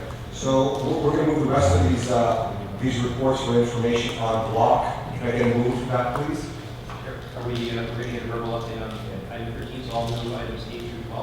Okay, items 8 through 12 have been moved, seconded by Member Casper. Those items are on the floor for question or comments. Whoa. I don't mind doing it in block for reports for information, but now you've moved into adding to the block report 12? 8 through 12 are on the floor right now. Sorry, agenda item, sorry, member meeting. Oh, you're on agenda. Yeah, agenda I'm item looking at 8 report through 12, yeah, sorry. Okay, so items 8 through 12 are on the floor. Any member of question have any concerns or comments with respect to those reports? Member Quirk? Thank you, Chair. Very briefly, I just, because of Thanksgiving review, Thanksgiving Festival and the Christmas Village were in there, and I'll talk about the great work that the volunteers and the staff do. Especially when we take a reputational hit every now and then, from time to time, you look at these events that we hold that are to the great benefit of the community, that are participating with the community, drawing the volunteers, and everyone who attends has a fantastic time. So I just want to say thank you to the staff for organizing these events. I think when we look at the great things that the Conservation Authority has done, these two events stand out in my mind as some of the best, so thank you. Thank you for those comments. Any other comments or questions with respect to reports 8 through 12? Seeing none, Mr. Director. Just one real quick, Mr. Chair. Just want to say that the appreciation dinner that we have for the vendors to kick off the Balls event is very much appreciated by the vendors. They look at it as an event that is very different because of that appreciation dinner that we have to kick off. And they very much appreciate it. And it's a good chance for us to get to know the vendors too as well and understand some of their trials and tribulations coming to events to show their goods. So I just want to say I would hope that we continue with that process of having that initial dinner with the vendors. Great comments, thank you. Member Jones. Thank you, Mr. Chair. And I think I mentioned this already after the festival, but I just wanted to reiterate that when I volunteered that weekend, I spoke with a couple of vendors who've been participating for several years, and they were really thrilled, especially with the last couple of years, some of the new things that were happening, and it was just more efficient, more effective, and they had nothing but praise. And I know this was captured to a certain extent in the report, but I just wanted to mention that again. And I really enjoyed myself. Any other questions or comments with respect to reports 8 through 12? Great comments are on the table. Make sure you have the time. Here we go. Here was good. Make sure that's reflected in the minutes. Mr. Chair, I read this report, but I didn't see anything in here where it said about more parking for accessibility. Are we going to address that somewhere? Yeah, that's a great question. I raised that issue because I actually had individuals come to me and say they've been coming here for 18, 20 years. But the biggest concern they had is on those busier days, if we could accommodate more accessibility parking spaces for them. We left that as a staff direction, so hopefully staff will take that into consideration and we'll make sure that that's rectified. Thank you for that. Seeing no other questions or comments, I'll call the question. All those in favor of receiving the reports? All those opposed? And those reports are carried. Thank you. Item number 13, sorry, can I get a mover for that? Put that on the floor. Item number 13. Member Timms has moved that, seconded by Member Shurton. Events queue, verbal update. Verbal update is Mark. Okay. Thank you, Mr. Chair, and thank you for the very nice comments about the Thanksgiving Festival and the Christmas Village event. I will pass those along to all the staff in operations and strategic initiatives who work on those events. And certainly with respect to the parking issues, that continues to be our biggest challenge overall with the festival. Not just accessible parking, but we are at the limits of what we can do with parking and how far we can grow the event until we expand our parking opportunities across the board. So I will pass those comments along. With respect to Events Cube, we just wanted to give you notification that Events Cube has pulled back. They still want to enter into a relationship, but they, from their perspective, feel they've not done their full due diligence. They haven't solidified all the partnerships, and they want to take an extra year to make sure they get it right, so that they launch properly. They still plan to go forward in 2018, and we'll be bringing forward a full agreement in the near future, but they will not be on our properties. In 2017, there are no financial or budget implications, as we did not include revenue from them in the 2017 budget. Thank you for that update. Any questions or comments from members? Seeing none, all those in favor of receiving the report? Opposed? And that's carried. Out of respect for our, I guess, legal bill, our legal representative is here to provide an update. Obviously, we have to go to closed session in order to hear that update. Can I get a mover to move closed session before reports for consideration? Member Casper, seconded by Member Beatty. All those in favor? In closed session. No, we're moving up. Okay, I'm sorry. In closed session.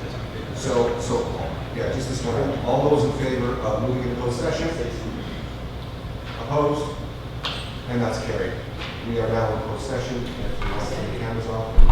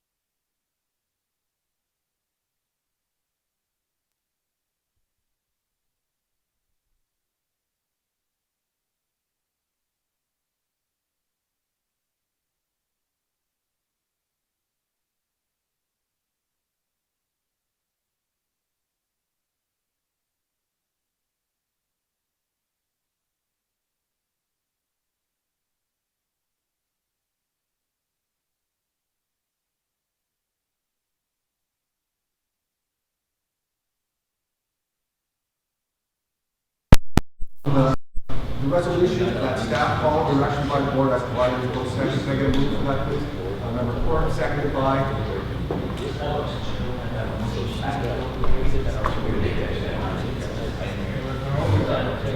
Member Maloney. All those in favor of that direction? Opposed? That's carried. Okay, we have one more item. I'm going to move these on block, and that's reports for consideration. So I'll bring the board's attention to items 14 through 19. Can I get a mover to put those on the floor, please, on block? Member Timms? No. We have to do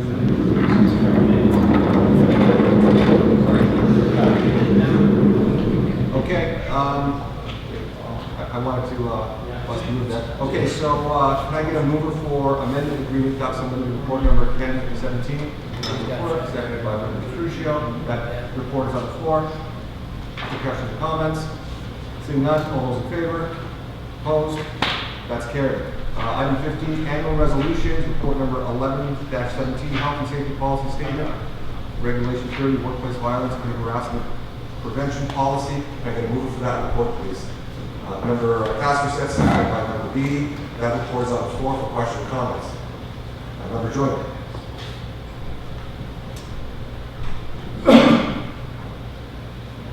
I'm just looking to our Director of Corporate Services confirm because they just had a meeting. These are standard annual health and safety policy statements that we do every year. To be frank, I can't confirm if the union had a look at this or not. But I know that the Health and Safety Committee meets regularly. I think management and worker representation on that. This is following provincial legislation that has to be brought forward every year and approved by the board every year. Member Joyner. So thank you for getting that information, Mr. Chair. I suggest that we refer this back to the senior management to have a meeting to make sure that the union is happy with these policies. Okay, there's a referral motion on the table. No comment or questions. All those in favor of the referral? Opposed? That's carried. That is referred. Yeah, put a time frame on it. Next cycle, that's fine. Item number 16, bank board and resolution. Take a move for that one, please. Member Udali, second by Member Beatty. All those in favor? Okay, that's on the floor. Question or comments? Seeing none, I'll call the question. All those in favor of receiving bank board and resolution? Opposed? And that's carried. Item number 17, CEO recruitment. A move for that report, please. Member Quirk, second by Member Timms. All those in favor? Items. I'll just get it on the floor. Oh, did I say that? Okay, my apologies. So questions and comments with respect to CEO recruitment? Thank you, Chair. I would like to do two things. I'd like to ask that I be one of the members on the committee, and I know that Councilor Garrett also asked if he could serve on that committee as well. So I would add my name and Councilor Garrett's there, and there's still space for one more member. Okay, so just to convey what the terms of reference are, chair, vice chair, and 3 board members will make up this committee. We've already had Member Quirk and Member Dark show interest in sitting on this board. I don't know how we should do this as far as a straw vote or suggestions. Absolutely. Okay, so Member Quirk, Member Dark, any other interested candidates? Member Beatty, Member Beatty, Member Beatty. Anyone else? So we have 4 interested. Chair, I'm sorry. I know in the past, sometimes we have a committee that is not specifically done in the terms of reference or brought forward at the region when there have been more than what we originally thought. We just basically made an amendment to the terms of reference to add it to 4, plus the chair and vice chair, so maybe 6 were interested. I would move that so that Steve can go on. Okay, all those in favor of receiving that recommendation? Opposed? Okay, in terms of reference of the change to include 4 band members, therefore all board members are acclaimed. Do you have a question or comments to that? Member Hudson, go ahead. to the composition or? Not composition, employment composition. Okay, go ahead. But it's, Now's the appropriate it's time. under the goals and purposes, the CAO selection process. And I just have a little concern. I think we can improve the process and improve the opportunity for board members to be engaged in the selection process. And what the amendment is, I would like to change, actually item number C, just change it to D and insert a step under C, and it would be worded something along this way. All board members can attend final round interviews and vote to select a preferred candidate, providing they attend all interviews. And my reason for bringing this forward is that otherwise what happens is we literally have, and now it's going to be 6 people. So 6, we have a small enough board. We have an opportunity for those who are interested and want to hear that last round. The committee does all the work to get to that final item 2. Sometimes it's 3. It's usually the case. We have 2 or 3. You're down to that last round of interviews. And I think it would be, again, a powerful way to enhance the sense that, in fact, we all have an opportunity to have a say. We recently went through a process, and I don't want to get into the details here, it's just that if the process culminates in the recommendation of one person, and you say that, well, the board gets a say, because they have to confirm the recommendation, they don't really have a say, because actually, unless you say no, and there's no options, you don't get to actually have a say. Personally, I don't see any reason, it's not intimidating to have anyone of a CAO's caliber. It's going to be very comfortable speaking in front of, maybe 10 people instead of 6, or might be 12 people, because I'm sure not everyone will want to do that. But this amendment will allow more engagement. Anyone on the board then can feel that they've actually, been able to hear candidates and be part of the process of coming up with the recommended individual. So other than that, it doesn't change anything. And of course, confidentiality, there's an item in there with confidentiality. Obviously, that applies to anyone who would participate. And I don't, it doesn't even come down to, I really just use the word attend, because those not on the board, not on the committee, don't even have to ask questions. They can just be there as observers, and if they're there for all, if it's 3 interviews, they must be there for 3 if they're going to vote. And it just enhances the access to this process. I have an amendment on the floor right now, so what I'm going to do is open up the questions to the amendment. Hopefully, Lisa, you were able to capture Member Hodgson's amendment. I'm going to go to Member Beatty first on the amendment. Okay. Can you second it? I would. Sure. Can I get a seconder then for Member Hodgson's? Member Hodgson says second. We're back to using the mic? Yeah. I was on the last selection committee, and what we did was we brought back 3 candidates to do their presentation to the full board at a special board meeting, if I remember correctly. One of the final candidates chose not to, and we proceeded then with the 2 final candidates doing their full presentation to the full board. And it seemed to me that was a pretty good process. The entire board got to see the last 3 candidates. Unfortunately, one decided to drop out, or fortunately, whatever. And we came back with 2, and they did their presentation to the full board. And I think that process worked a lot better than what you're envisioning of just do a drop-in. I would prefer if we get down to 3 candidates or 2 candidates, depending on the quality of the candidates. Because I think we started off with 30 something. and we took it down to interviews, and it's a long process. So when we finally got down to the final three, we invited the three to present to the board their full presentation that they gave us, and then we proceeded from there. So with all due respect, I would prefer that we follow that process, because I think that's pretty good to see it. So just to remember B's comments, what he's suggesting, is that reflected in these in the selection process right now? Because I got. I don't think it is, because we changed it. The board said, hey, you guys are going to come back with one, we want you to come back with three. It was, the board decided that we would do it that way. Okay, so right now we have Member Hodgson's amendment on the table, and let's speak to that one and deal with that one first. And if Member Beatty wants to come back with an amendment of his own, I'll come back to it. Well, if Bill would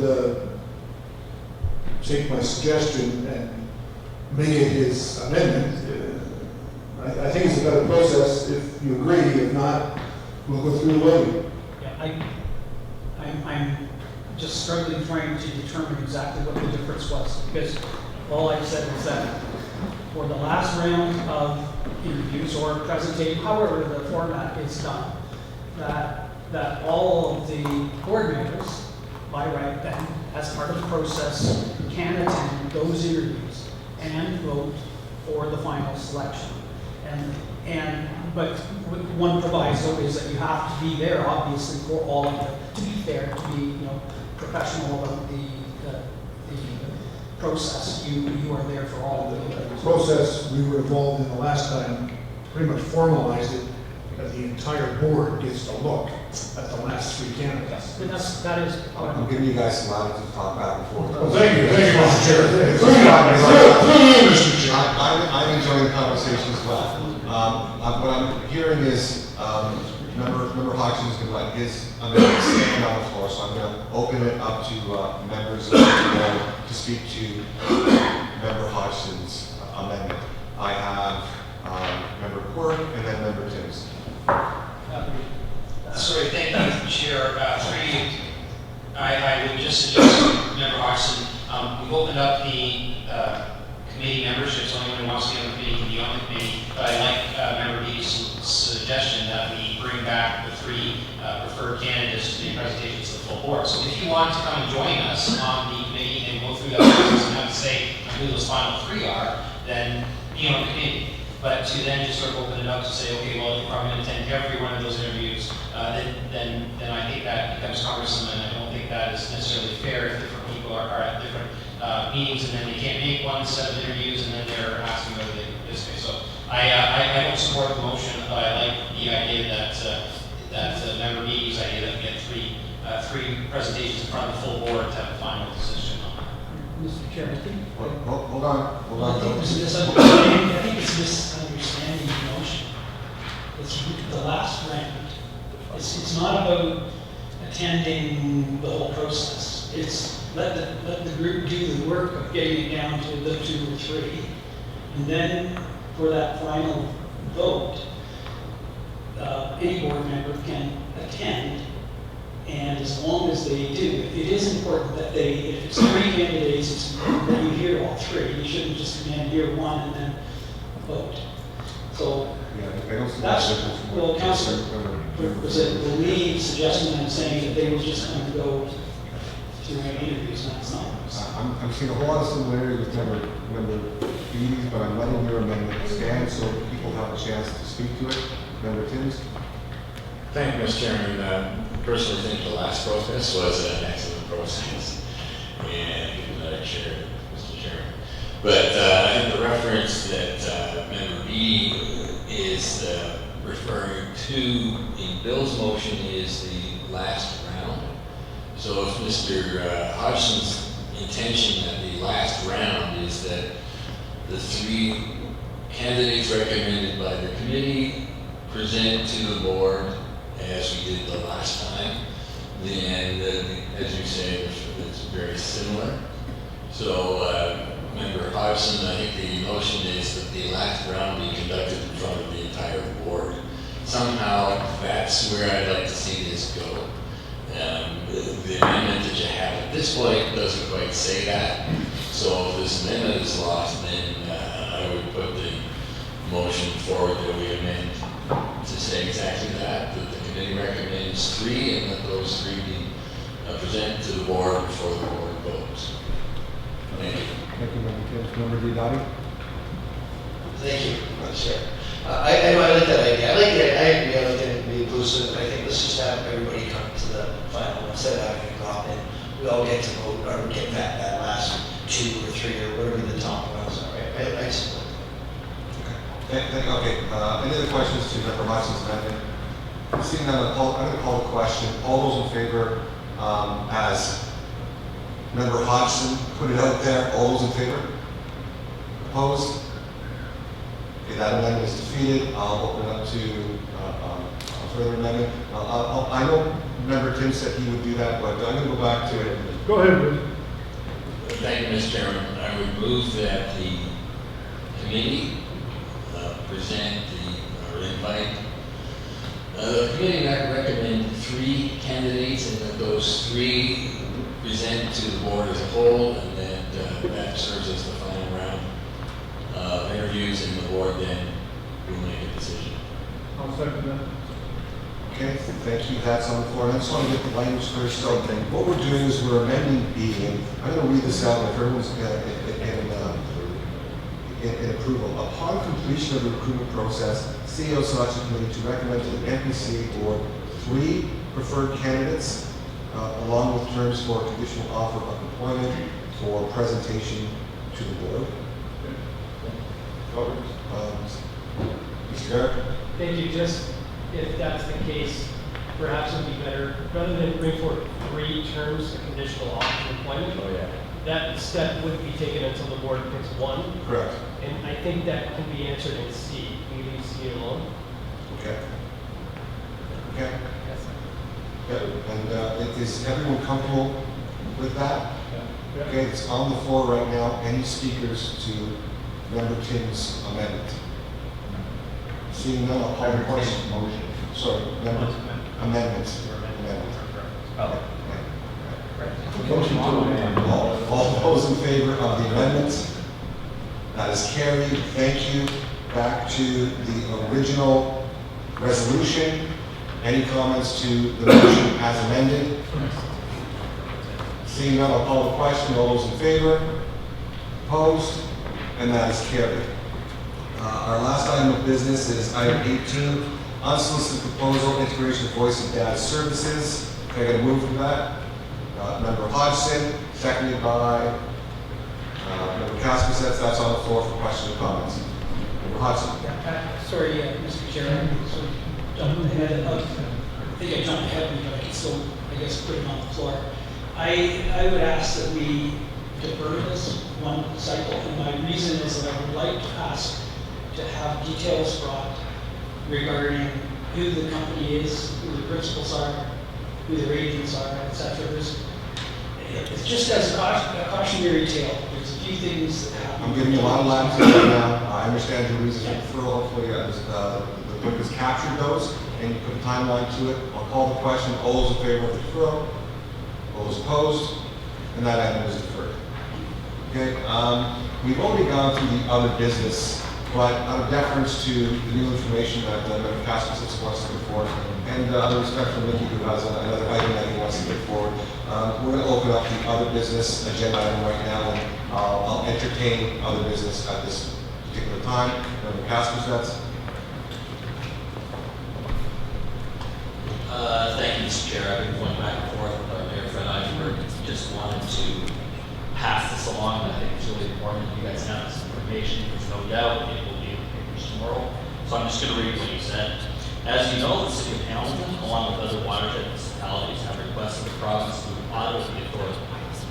I have been advised by the provincial auditor that she has granted the authority to do so by the province and has a team ready to go now, subject to the approval of the NPCA board.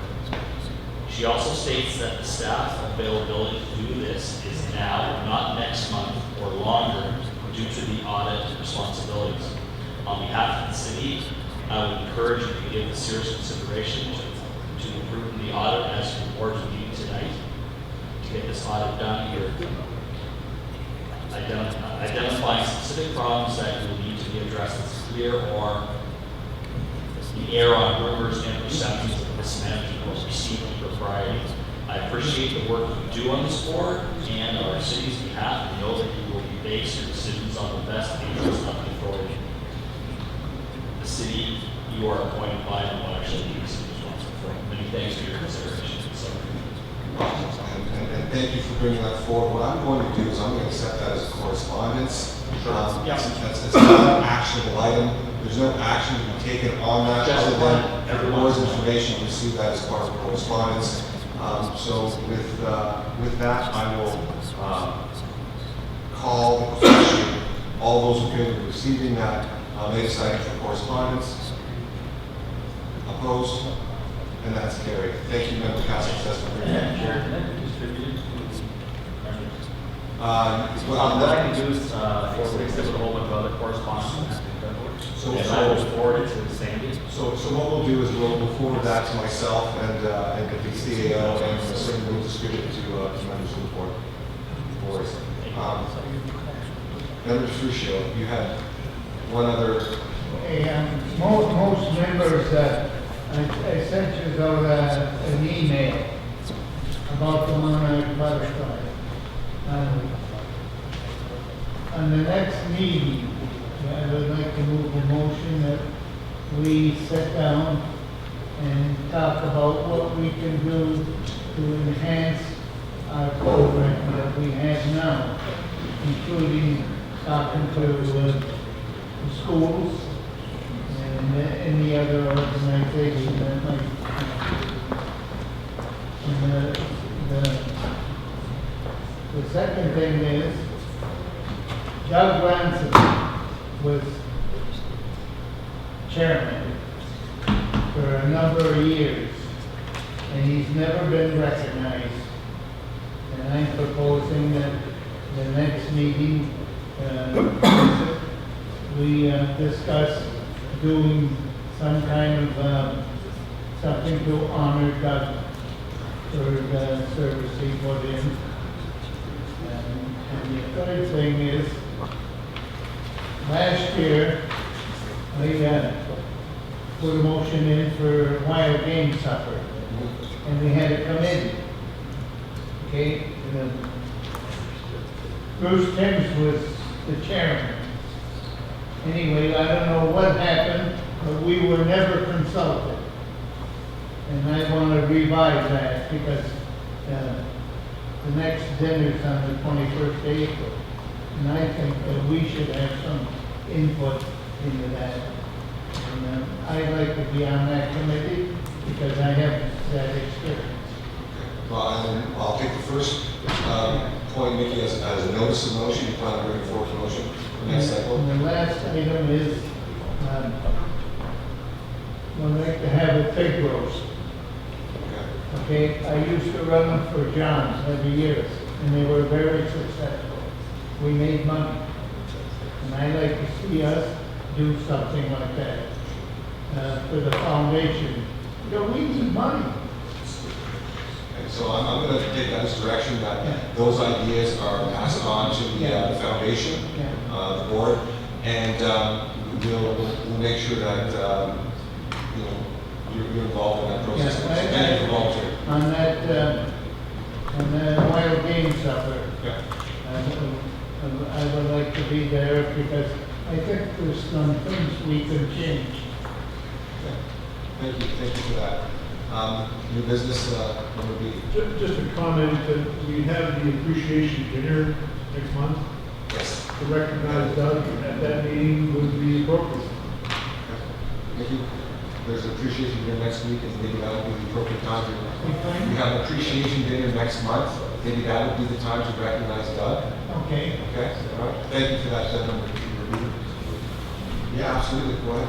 Just as an amendment to that, absolutely, we can look at that just to make sure, as and I've got the list here in front of me, because when we reviewed our records, there was more than one past board member that we really hadn't recognized.